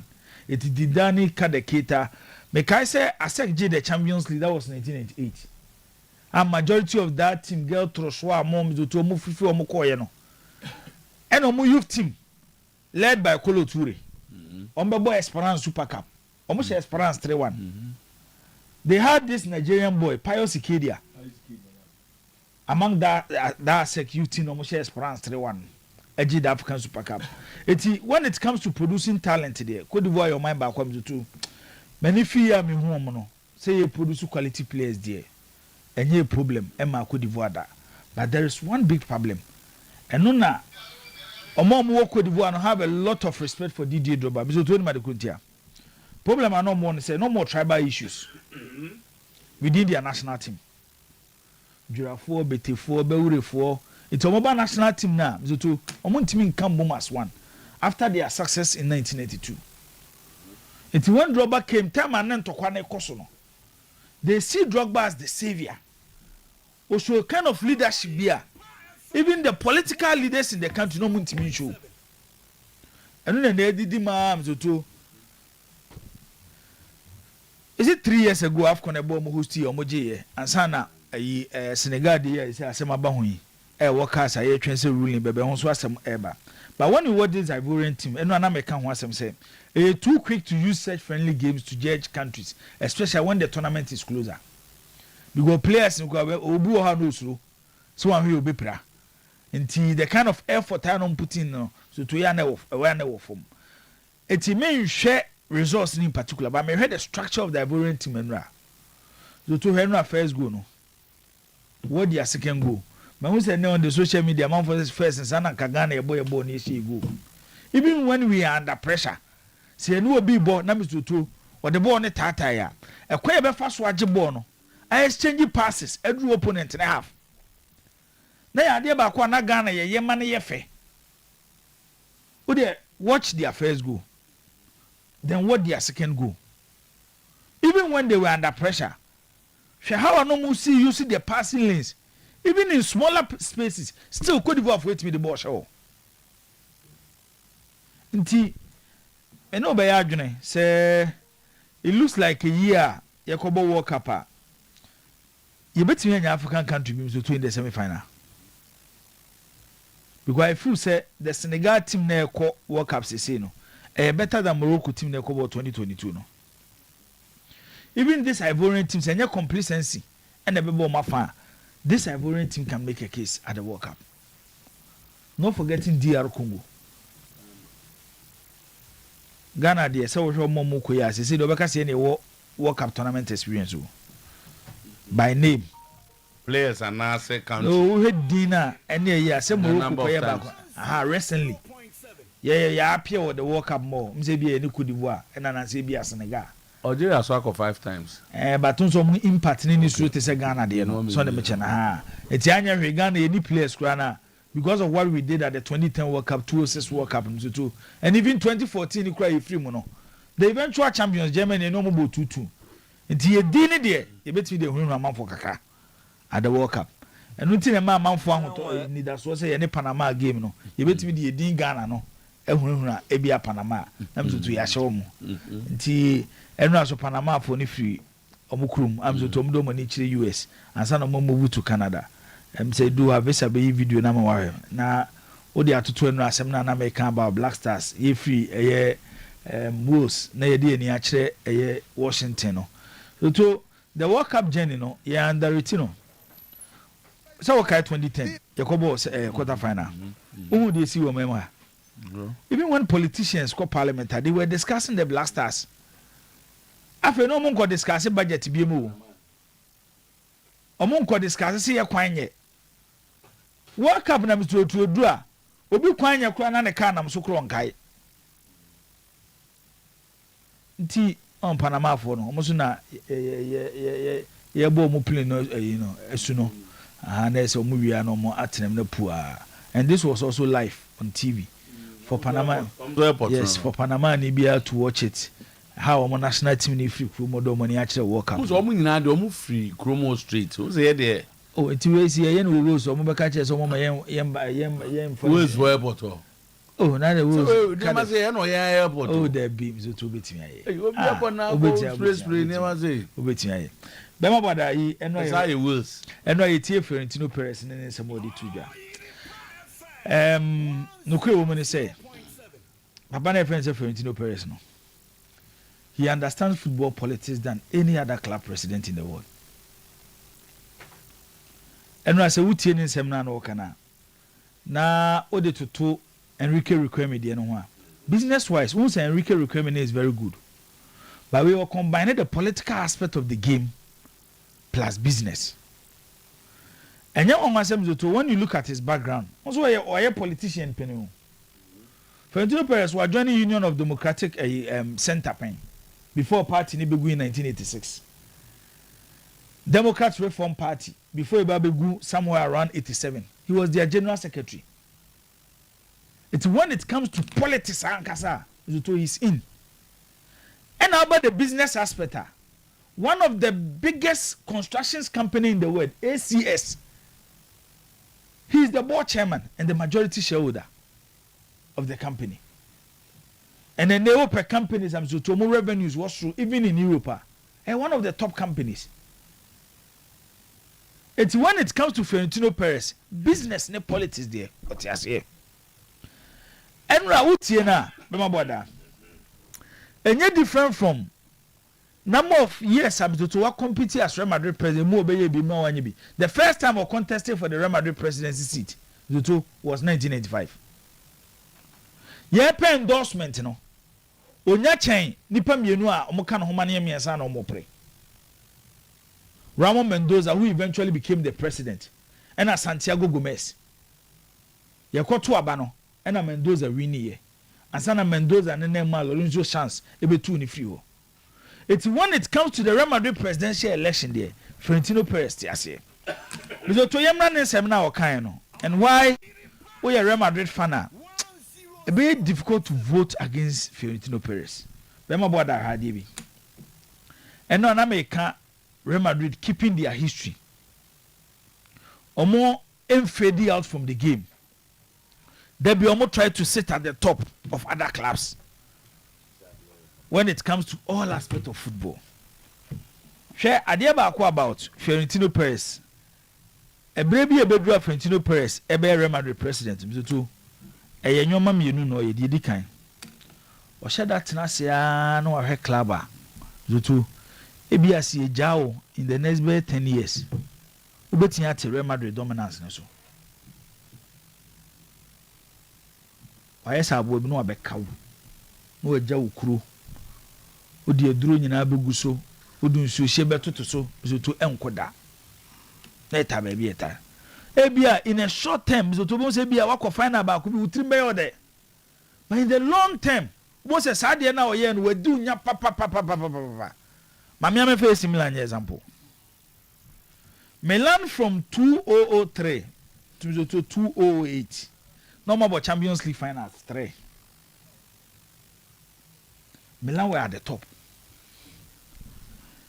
The downfall of AC Milan, Florentino Perez, yeah. So today now, that was on the 8th of June of Kaka and free Milan. Milan a bray. At a point, yes, over that period, I'm saying free Milan I just could to be 2. One under Massa Allegri, one under Stefano Pioli. Just imagine, say, number of years that Cristiano Ronaldo spending with Real Madrid. So spending the same years with the two of Manchester United and Cadena BC. Upo say. On the 11th of June 2009, to offer Cristiano Ronaldo. No. Yes, Manchester bought Champions League final 2011 by a free one. Count the number of Champions League finals Ronaldo bought with Real Madrid. Now count the number of finals Manchester United boy without Cristiano Ronaldo.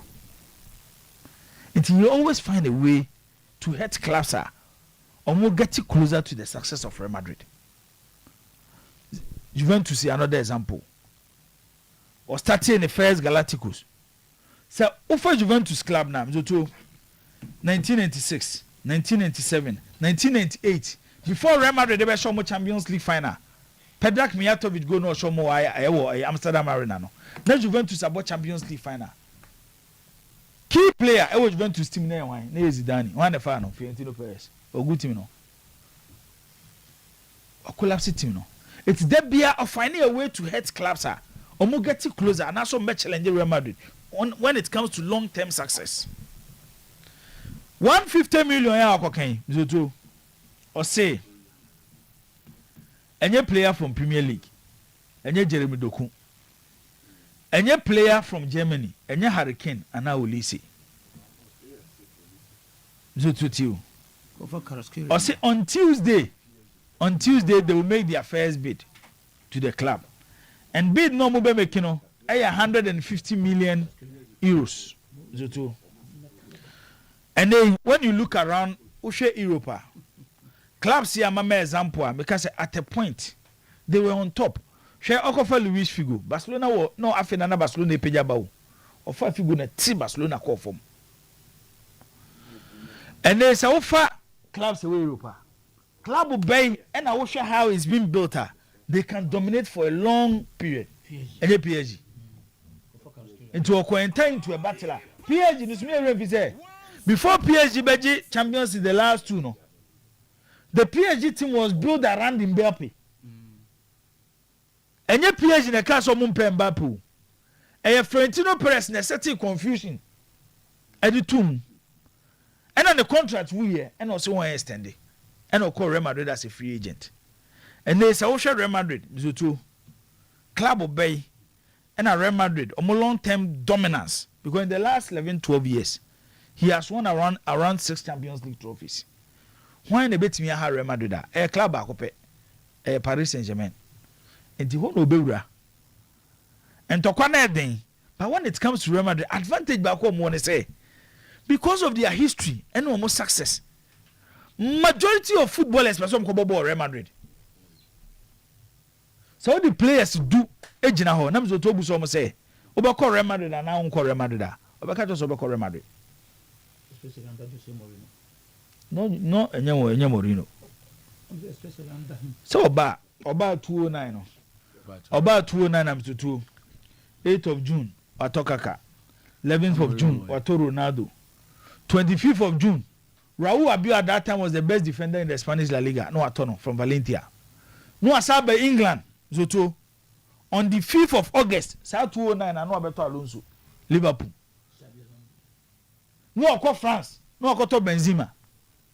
Benzema then was the star of the French league. What the time I know to Michael Owen. The entire Liverpool from Zoto no Mompo Yazam Bino. I feel the Liverpool ya sorry ayeba.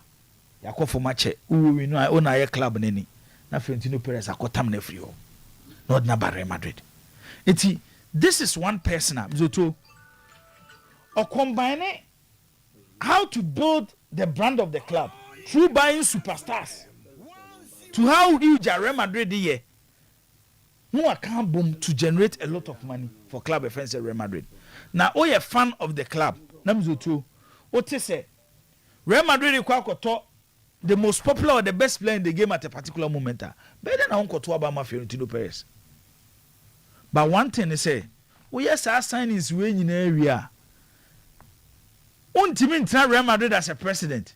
Now Uncle 3 continuous seasons without winning trophies, either La Liga or Champions League. It will have about first one now occur now. 203, 204, 204, 205, 205, 206. Even within the Galacticos era, occur 3 seasons without winning any major trophy. After pressure never on one resign. Once you have a Bruce period, Nibium. They say Wako 2. Remember without a major trophy, either La Liga or Champions League. A 10th season without La Liga or Champions League. Ebe could repeat the story of the first coming as Real Madrid president. No? So at the mention say, at the time you dream, you do or die, and he was also quick to call for Real Madrid election, no? Because Oye na adwe say wo twen ama the actual date number. Maybe next season Real Madrid might not win again. Into the union is and because of Sikam to generate no. Real Madrid spending 150 million euros to enye huma omo. Yes, but when the player no go fanaban. So you look at PSG team no. PSG no go come. Yes, almost so just Olis. Na so no so on to Olis. Yes, one source. And also on to Olis. Deep way from where just Olis. Olis. Okay, sir. Olis position no money be. Olis position no money. But also we players ni mi onu so a. The Jose Mourinho player pa e Kwaraskelia. Oh. Workaholic players. But League Champions League be easy. Wow. With Kwaraskelia joining the Madrid team. Some go to 13 million pound. I'm a Benfica. Yeah. And I want. Say you period am so to one. Why you worry? You period he needs Onya obi to save Madrid image no. Fantastic. Asa Makase na image na results. Makase Mourinho is not coming because of what he has done recently. But he brebi a wabom brebi atwam. Refi. Okofa the last club Okofa as a Champions League club. Zoto next season one more Champions League. After going the whole season Zidane mo no mo jai Zidane there so no person coach the French national team. Go yepem one Madrid that. The person coach the French national team and will take over the French national team after the 2026 World Cup. It on club football there onye na adwo bebo msisi. Okay. The most successful president in the history of Real Madrid, 37 trophies. Yeah. Closer to him is Santiago Bernabeu who won 32. When he speaks, Madrid na shiki. Fantastic. He's the most popular person in Madrid. Yeah. And the most influential person in Madrid. The Biana Mekase, when I speak about Real Madrid and Barcelona, how maybe at the club next city said the club next city, and you're different from Asante Kotoko. Any different from Asante Kotoko. Oh, in terms of any different from Asante Kotoko. Messi Uye the CEO and now uye the board chairman of Asante Kotoko. El Ali, Real Madrid. Uye Arsenal. Uye the CEO. Uye the board chairman of Asante Kotoko. By the size of Ashanti region, uye the Kenan Awo.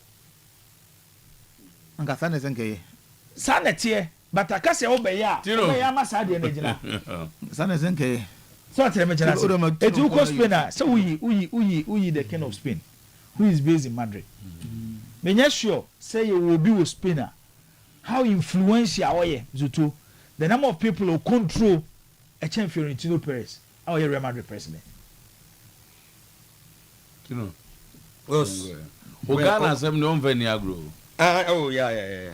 Ogana sem dey. The Jibo can ben and happen crab catch was obey Kotoko kakre ultimate say.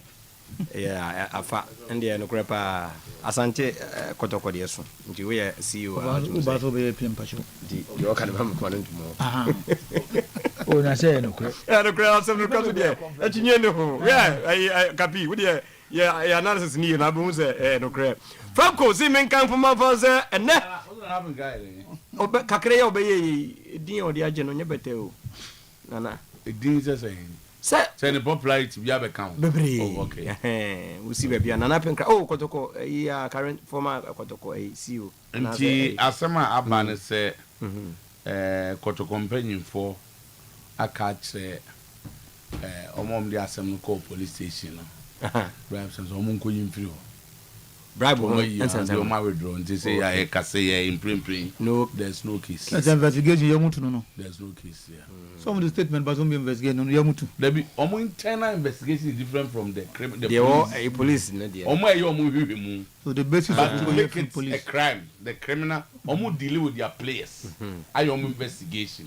But that will inform that is for them. But some more police for what I say, Sani man almost but Harris and Santi Oba when the phone so aqua still coffee with money na baby faku. Sir, say with the name okay, said the act of the crime, no, so police for they can decide to continue with it. Yeah, so but so many offer witness no. Now for witness one, but now witness no. Almost here witness no. So my we do my case. So tell me say, if there police will decide to continue. Now my dance here on Beko court no way. Oh, Bema Boada, say say every cry say. They have been able to engage the FA because the referee know you're part of the association. And a club now you're born dino. Almost you're part of the association. Today can find another way, but me I mean there are some criminal proceedings. No court. What's a complaint? There are some by no. Wow. I would dear dance. Now for no some man. And I dance as own for so be so. Did you boy? I'm so a case in the year, but the woman say, got of what? How many in your home beam? On be said, and you're good for their image. So, Behenako to Conam court now will be dear dancing a command player. So, they are conducting to come on, Massa Titi. Yeah, Casa last 5 now. How this is dangerous, extremely dangerous. Catch another dangerous about how it is in Congress. Thank you. I will go to Congress is dangerous. What is say? Congress got you.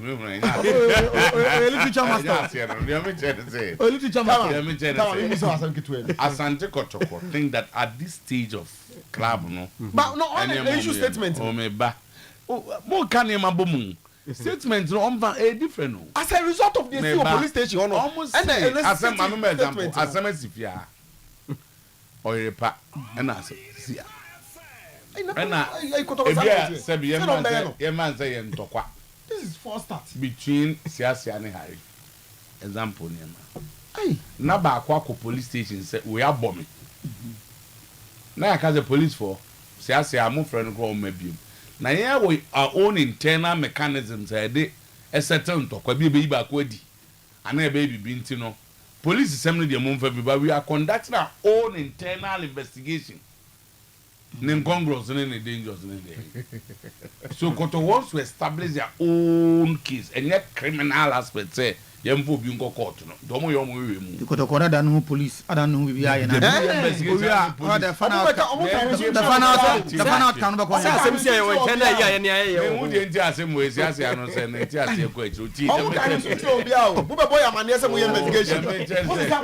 They have not stopped the investigation. The police is different from Kotoko as an entity. Kotoko gusu yomu to establish whether indeed play a B. There was an attempt on him, or another play B ko DBB.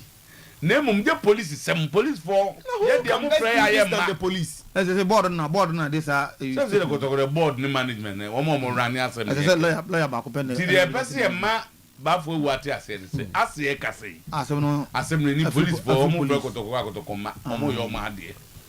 Okay. But the funny is that this is a police for from Monko. When I say police of proper anako. Okay. The case be out. Franco say, how do I some corners in the HBM? Police in the case. I don't court to cry on court. Your process with their dance at him came in your dance. Okay. Tino Yankwa. You best supina when you are a criminal. Men am the master balance me near tribute. Who's the so I say time you have a show. Yensa. More than some Tama. I want some nine years. Yet me trigger the law of deceit of public office. Where did it? I mean, there are certain men I'm seeing near. No, but I say, what will be a bribe? Bribe the woman. And deceit of public office. Every activity salon, I'm a coach to one. Sure. Me boani mi ni yetire bi mu nya de kuro me nka se me na obi bo masum e na nje asem we dey mbesa de akire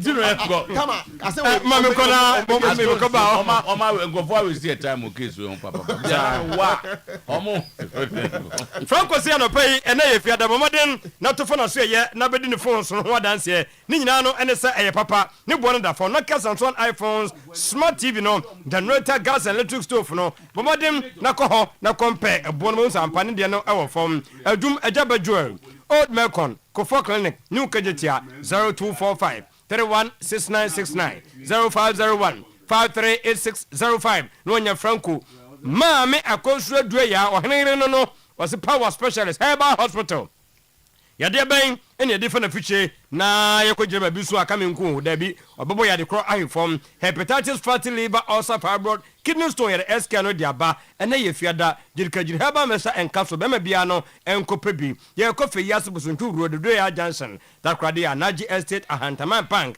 mo amwon kan no kwabenya ACP road power bus stop 0244 544422 0200 383831 Green Life Hebrew was me come from Pama say all some kwa na atana so finsha miensa enan na didie ho aye odin masa na efiada wonya makobi so ano na wonya offer level a wutum say yes wudi ababo anu na krewa ni nyina mo no nkofo odi wuntimi ni bi wudi kakra ayi makomi yem da bi wani di abo wudi di abo to wudi no peptic gastric duodenal stomach ulcer ebusu ahye so say do ne bibini toma plus wo kwa koto bia bottle no de yasesa no ya ne fefefe ahodina wo mu no na de yatumi asesa no Misty Herba Ferments have made Herba Angelos ukota kwa Scott Herba uwa Herba ni nyina no ewota kwa enka fom ko debita pharmacy kuma se no twambre dum promise Herba ebi ewa ha number ni 0541 337 816 0256 431 200 tieniye mane de flexible brutal ne nyina ne se we na to so de ama wo mo sese de ebo ba ko om de kum no ma mienu om wie a om nkoto de hwam bia om wie kura so a wa mpenkum bia ansa kura tmu say yes kama ni gina no dika Camera Natural Selection Shower Gel Kindate Investment Limited and akobi man so akofa ede aba se Ghana for yenso nya de pay bia ye nto mo ma flavors no ma akoma ensia wo ye ni patuntum ho ne hot chocolate anase ne bakoko you kala na di enkopo ho ye honey and milk, rose and white tea, avocado and papaya, alloy and milk, coconut and vanilla, blueberry and lavender. Ni nyina no hye so se wunyia bia no a abusua both Kumasi and Krade number ni 0243 74 48 55 0244 371459 tete ensam ye kan no tete obi kire tete obi ka ni nyina no ene se since 2003 ena mete tenatet malake enka so babia bunin sadia masa oboa se typhoid pa atena so tenatet malake no typhoid atena so monso a fever de bia we adwuma no wa bre wa ye gove wunya bina no mu aish no wa tie gina weekend duru na jesa wujam dikadika uwie pe tenatet vinegar wunya bia waba o menstrual problems bia etete wo ho no ni nyina no ebejai mo amokoto tenatet hayan capsules emonitor da ho watima kayade snapane anwumre uwie pe so a stomach mixture ne de osa bedwane fever ne bedwane na afi wiem na keka wo no eno so adwane hangover kra no ni nyina ebekọ ene ye fiadai wode memenda wo nkwa adwuma ko se da wo nkwa adwuma bomodin na no before capsules na bra beda se nyame adoma Monday 0205 180012 0501 161 9871 na wonya tenatet enupai bi etimi ato phone de emane de flaze omuso mu ye TikTok no Facebook live no omunyina se eye Infinite Hot 70 and internet ama Infinite nationwide one shop bia no uramu a why ye sheshin krofogu ho obi ekopesa phone bi sanse eye sleek and design na efe papa na performance 10 ne batre no abusuama nka njem so wa charge na wo de kan ho de ne nam sa de be betuma ira eno nti bomodem na jatu fie no anwumre no na gijem AI nyeman bebre ewo so camera ne de wo de twa ni kyese ngo storage no so ebita ho se po eno nti wo twa videos no go okra na yenka se ayem nti koduleti be fe so de be me say Infinite Hot 70 kai say phone no fast, smart and also powerful. Yeah, pejuma and de amawo and into modern say adwuma ko bi say woni ma wobo ya ibitwi na afi truck drivers no betima twibia 0539 596 165 bomodem na frɛ number na ye ma obi ni nyina mo no Oyerepa nsuo de nkwa na nya nsuo bia so na ye nkwa Oyerepa emu ye krogen ya santoa opposite adwabo bia wo kwase no senya bia bomodem na wo ka no fa bi na konom na nya nkwa ni nyina no ene say 0539 596 165 0539 596 165 no nya Oyerepa amanyama aye kamanti boss player yeto aso wadaroma. Thank you very much. And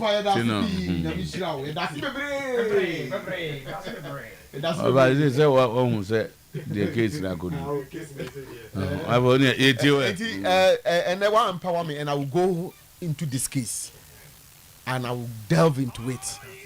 Now, you know, I statement in here, Mate Wadaroma. Now, go to the police for you. The same investigation there. case now statement on issue, you know, it came as a result of what happened at the police station and in and around their player. And until the police statement, and until the release the player, and man better than no moon and the police. For some discontinue case now, how much it for? Some discontinue case. Yet maybe some win some statement in the bar. Statement in the bar to put an end to all this. But of course, see, they are conducting their own internal investigation. They have not stopped, and that has got nothing to do with what the police is doing. And Tibenko come to deceive anybody. Oh, Debbie, no. Why the whole struggle together? Where do you find the deceit in this? Oh, but there's an attempt to work back 3 times. Police no investigation. Because I see you in the man. For the country, I say. Combine the police investigation and the Kotoko investigation. Kotoko case no job investigation here. Almost shim at their own level. What they are not interested. Any the criminal aspect, say police near the court this animal. It is the end of the season. You will take a decision on those players. Kotoko even conduct your own investigation to determine whether indeed anyone say police needing woman. Kind of Solomon of Madia kind. So I was all come with boom. And in battle to our sem, so moon can police assembly. As a media, who's why I'm be taking interest. Or see the meeting, or say the board Emmanuel Asante Kotoko. Sporting yesterday, May 26th, held a meeting with the players and technical team to discuss the team disappointing performance. Okay, and down. The meeting also addressed allegations of attempted bribery involving some players ahead of our last game. Some players. Man, don't confuse anybody. Will be any mediator. And say management has commenced a thorough investigation into the matter and remains committed to uncovering the full facts. The board and management commend Patrick Esiudu for his professionalism, integrity, and commitment to the values of Asante Kotoko by promptly bringing allegations to the attention of the club. Kotoko treats issues of such nature with the utmost seriousness, and we, and as such, any individual found culpable following the investigation will face the appropriate disciplinary measures. The club remains committed to upholding the highest standards of integrity, professionalism, and accountability of all at all times. What has police got to do with this? As some of them can, I will now wait. Yeah, and we have the capacity to do it. Who can police move ahead? That's what I'm going oh, not so corner because it's over because I wonder. Katana calling for police want to copy Kenya Sana Wokotoko. Now we'll see. Who person investigation? And police are want everything to help do investigation. Brought to their attention as a football club. Their attention have been drawn to allegations of this, and we are conducting our investigation.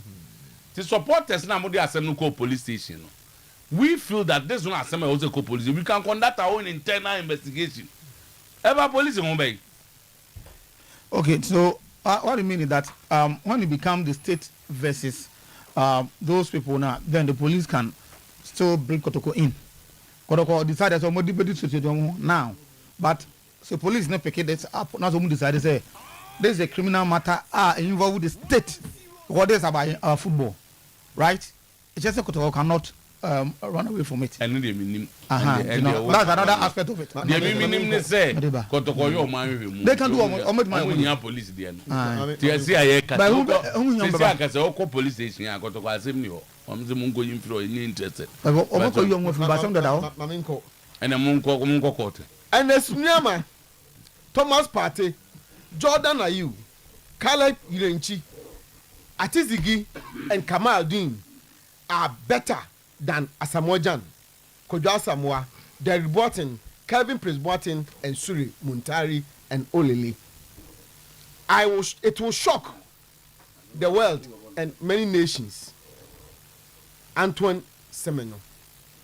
There was a lot of talent in the previous Ghana sides, but I feel like now it's coming in with abundance. There's so many positions that we've got covered. There's so much talent in there. I feel like when we do come together, such a special group, and just endless talent, and I feel like we can shock a lot of nations, and we just need to prove to the world that we can be up there and compete with everyone else. I feel like that's the only question mark now. So once we do that, that'll be the story, bro. We are moving one now. Sorry for boys. Breakdown. The previous squad. No. Ghana had a lot of. Akobro, if you been a president, no more question. You come again, got to breaking down. No, Ghana need no reason for no. Say na initiative no kokudu. But we enquire. One tell was on to where do. When I'm got all time so. 2010 squad ne kok ina. Yeah. We had a good squad, but we also had. But you never even use the word quality. Equally good squad, yeah. Or kind of depth. We use the word depth. Squad depth. And a balance. And I say, Nina, Kabomo. Nice, or Patrick, Omo woman Cacassin, 2010 for no. Tama, yet make us a better work up and I must Munamo Jimmy. What's the same Abeka? Ghana approached me at 19, and I was never going to turn it down. My family always wanted me to pay for Ghana. Antoine Semeno. My mum and dad, they never really mentioned anything about England. Obviously, living in England, you get the conversation, oh, you should represent England, but it was never a conversation I ever had, really. Ghana came in at, 19, 20, so I was never going to turn it down. For my family, oh gosh, it means a lot. Just cheering on Ghana, and they're cheering me on, and yeah, it's great support, and just love every moment. It's a dream come true, to be honest. Enti o say at 19 Ghana focus omra and see the team that say no focus Obama in Ghana say okoba bia ono no any of the junior teams not that as I know, but na dia na come back obeko ono Ghana na no person Obama enti na say no ana no. The competition committee of the Ghana Football Association has begun dissecting the just ended season, looking at officiating. Tama information picking say say last season officiating na bribery allegation, betting scandals, and no be brain na hit last season officiating. Enti omo analysis and omo dissect omo season no na so omo wia na just say one fe omo tintin bibia na just say bibia aye kama manako enti mpenifo no gwadwuma so a say na be start next season no na just say bibia so dem tama me wi nduwe to Mr. Bonama, sorry. The benefit of winning the league, Mediama has started accruing from the benefit of winning the league, raking in sponsorship 195,000 Ghana cedis, and THB as the new kit sponsor. Tama, and Mediama, Omuji League, you know, almost a sponsors and partners. Omanya beverage sponsor, Omamo Muskakakra. And I'm THB. And when you're THB free, Kotoko no moko. THB no. I said Kotoko Chomudia. I don't want to. Oh, but not take a decision between. I'm going to say, oh, no moko. Omoko has so. THB has a soka. Kotoko Chem no moko. Me, Tama, Missy Kotoko board no so between. Okay. I'm more plan is on between. All right. Can't Semenyo age no difference. My combine I'm one and out. Semenyo was born on the 7th of January 2000. So HSA or 26, 39 about 20 days and a half. And now Obebo Black Stars, so the first game of boy no was May 2022, which is 4 years ago. No, what 22 years. Na 19 no. Munche mukakra. Or say or 19 years be. 20. You know. Maybe the approach started around that time. 22 now. Now some in England are approaching na. Not necessarily, but say. Into a man friend of rather. But I say in English definitely can work up on squad. Any. So go English. No doubt. And will be intimate. No doubt. Performance or the young man over the years. No, make a difference. No. You know. That's a normal friend and because not over Bristol City. Oman friend. Okay. Oman friend. But then this is Obinna. I said that's all Wales. And then go Manchester City. And then go Manchester City. That's how we go work up. But I'm friend. Somebody that corner. That corner. So to next summer all canoe say me imagine to me here pa it will be at the end of the World Cup no performance of your mind because to be honest said that about my any proper comparison between the current Black Stars team as against the previous ones I called the World Cup, even including the 2022 World Cup from Otuo-Acheampong, I don't see this team having better or having players better than the on the court even 2022 no I am performing because already this team are Sekakudu is fitter. So in defense of Semenyo, who's already age now? Semenyo may not have seen the 2016 and the 2010 team. And what kind the last year? Even 2010, no, 10 years. No, 10 years. Yeah. Until me so or can the idea in recent times. And then I say go specific. Only a channel. Well, who Oma Yade Kevin Prince what in Sulemuntari Moko South Africa. Well, who be into all kind of side defense. Side defense of Faliaman. I'm looking at possible assumptions. Do your assumptions. Say you are joining Black Stars 2022. Yeah. And your cast some very recent. I said, who ever 2017, 19, I'm done on Walker. Even because on one call himself, no. Also take a second look at the performance at the man in Black Star. I don't see him as an imposter boy. No, make us because it was Kenya. What he's talking big. The media, the bigger 2 minutes ago. What say? Go England on never quack of course, the performance of in the club side no. England because our performance of England. It's another argument. That is how it is. I think it's a Black Star we deserve a lot. I expect him say or no, and they probably a level or no. On a different picture that resembles that of the performances in Manchester City, because what the anchor or the Ghana as far as the performance Inaki crowd. So I'm not afraid. I'm not afraid. Because I can change because the last time Black Star game we'll see. Still Inaki was a pale shadow of himself. The old Inaki about Black Stars are you. That in the going the mechanic and Bomusa who are dear or your own role. So the argument will be best judged when it's your book work up area. You're sure well, but the fact of the matter is that Ghanaians Ghana for your confident our form as far as team performance no. A chance will be can be an hour can because we're Ghanaian. That's how we show country well. But truly speaking, it's to our down. Okay. Now, competition committee for no. I think the Black Star. You work up on overshadow a lot of things. Ghana, the biggest problem with the FA, not one of our biggest problems. The FA president, the crowd Mwakabi, any officiating, and no officiating. Here be a evaluation, but we come back to see the same problem. Officiating. Yes, Ghanaian football. One of our biggest issues or problems. I high empowerment in football. No, retarded the progress of your football. No, officiating. Yes, but there is very little to address that issue. Very little. If you know any of those who matter, and you address it. So the competition committee is almost fine. Yeah, because you're writing off most of the old referees, no. For these catch them young guys, but that problem still not solved. Okay. So something that a problem, biggest problem here apparently. No a good one. Medium also to that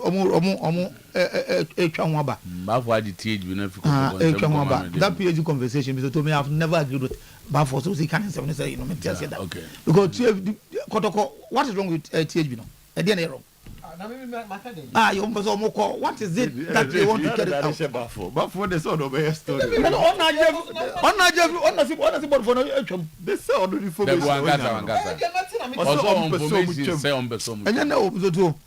The brand on your back. The quality of the brand. I did the young girl. With the captain, with the Marudo, we had the danger and no grass.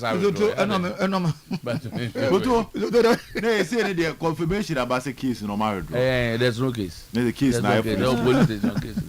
There's a commissioner for so we can't send me Busana Sema. I have no information. Don't me on Saturday, you conclude the case now a foolish case. But one year, and a danger case will back that time. No, my cat said, or mom, the kids supported leaders. I'm telling you, why they have talked. What am I checking from Omo normal press conference? Before Omo normal press conference say, penny phone can't show me some withdraw case. Nana, they don't think that is giving the club any good what image. happens to the $1,000? It's still with the police. The $1,000 is still with the police. That's a power story now, but this is my opinion. Regards to the image of the club, Mimi want to say withdrawing the case is even dangerous to the image of the club than pursue the case. Yes. This is it. Club no be investigation. Finding about. The best people to help you with the investigation is the police. No matter how intelligent or panel people who have specialized. Say assembly we baby oni hobby. What kind of statement here? The statement sought to suggest to say, exactly. They have information.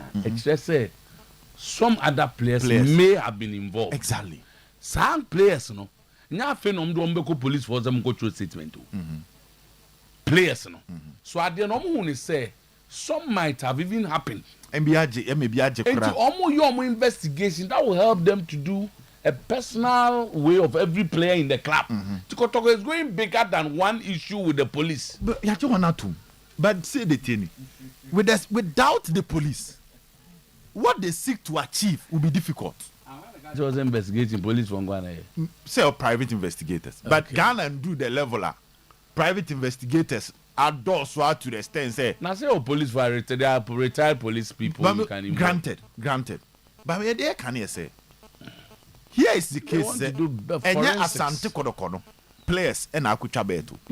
And I say no, because if it was that case, and you where you be approach him. Okay. So the person that you need to go after, to get to the bottom to know the or approach him. In the same key, baby, me and Yan TSA be as Obed and a discovery Kotoko player, Nabia, Patrick Sidwa. As Obed and a Nimbeguasi and Yakotoko. A limited understanding of here where to the information they have. Good. And some more matter and do the woman the woman who dance here from other players who is a seminal. And you way just this. There are a lot of issues they need to so find out. Other ones can be resolved behind the scenes. I don't know what you're in our bomb. No, but when you win it, dear. As a someone says, nipa na monsan be so ni mu na agu ni ho anim ase o. In this case, Senka, I have say. Yes, many problem. I'm hand you to if I say Ka Patrick anasa Kotoko player no. Eje. And later, obi momu ba ba hwehwe mu. Amana ba abontia ke asem. But this is the case, somebody decided to collaborate to expose the criminal, and the criminal in this case is not within the Kotoko family, unless someone patch the one within. Okay, about for Mikaiji Bo's position. Okay, say. First of all, they don't think that should have been the approach. Granted, but how your baby? Your team managers, your chairman for, your people around the team. Are you saying, say, it is a bro be attempt of a be bribe if we should go to the police? We should conduct our own investigation. So this is it. The IMC chairman at that time was aware of the whole process, leading to case Neko police station. Oh yeah, no, my friend. Moto leading to the whole process. Now this baby, you see, you are dealing with the public. Okay, the perception of the public matters in situations like this. When they finish. But you need to move with the public trust. when it comes to an institution. Now the news ne se kotoko na nkasa no. Echitafo ni bi so original e. De asem ne ko en mpanifo aka kirom so munyi asem ni nkofia. Even what is that? You see, you need to move with the public trust too. What has been the update after the first release? You know what the public want to hear? When you finish your investigation and give them the information, that's what they want. So this is a criminal issue. And whoever is involved should face the law. Okay. That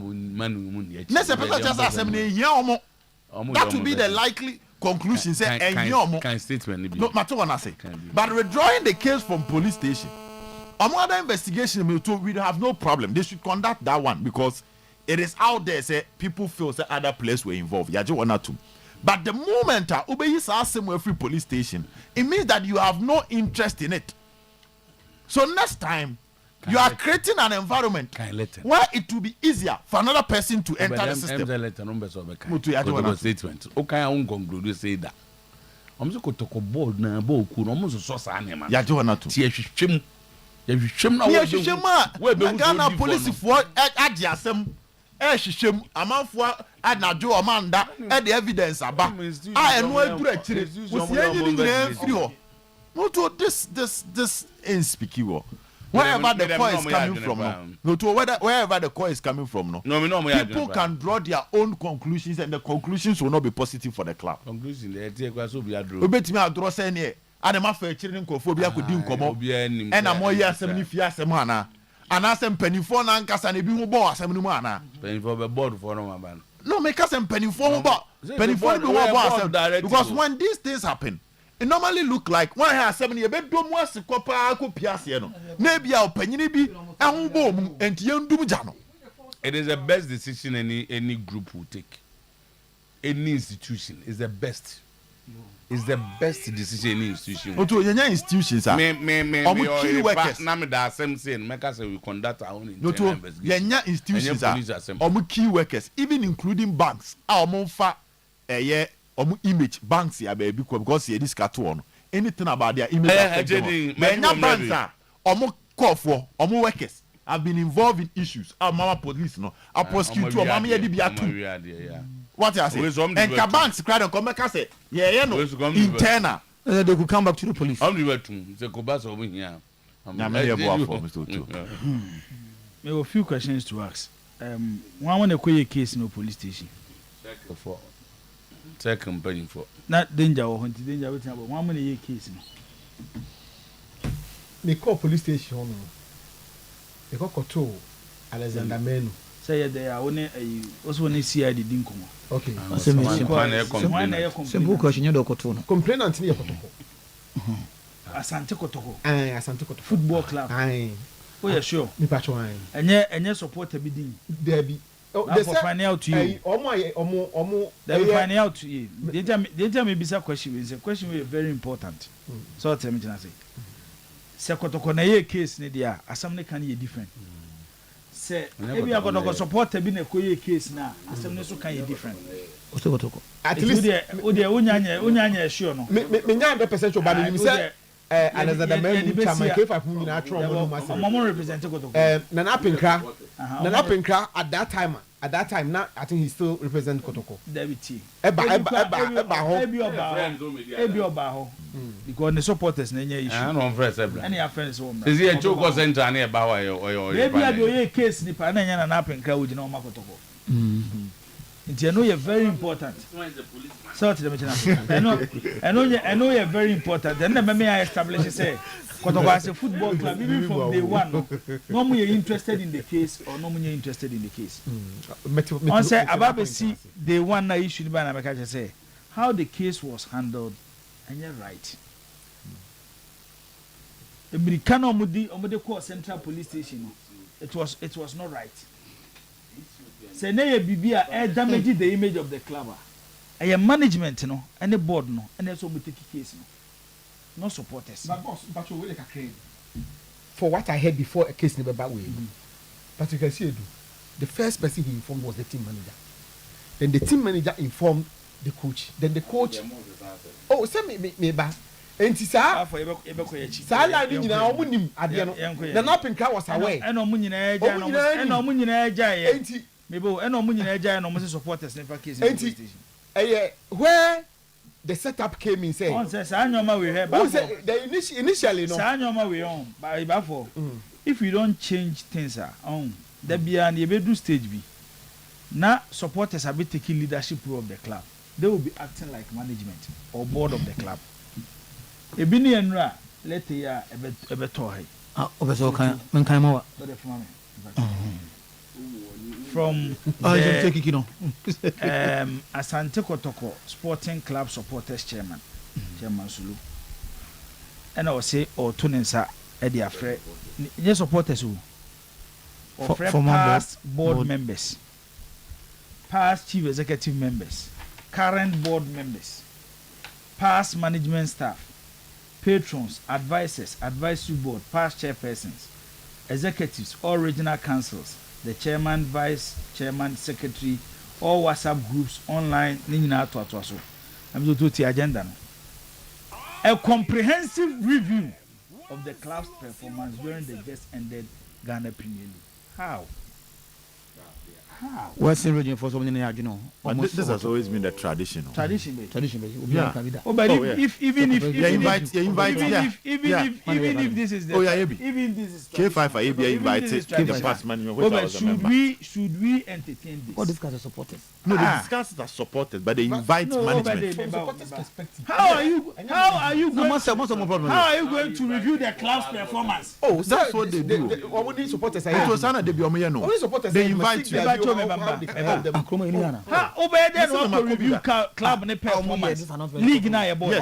How? Review. Is this professional? Whereby you have management, your technical team, your board. Hey, your master there say when they do it and get it wrong. That's why everybody is being invited. Your boss is in the area. Supporters some go from in review. Review global ne hwan no they say they beto check am up say ade we there on twin letter ne san no san ko biem na wo mra e be supporters in the season e ba na wi e ko hokwan e contribute to the club sa no mo ko but some no more, you know. So you have to invite my bro. Your contribution to the which club. Which my representative management in such a meeting.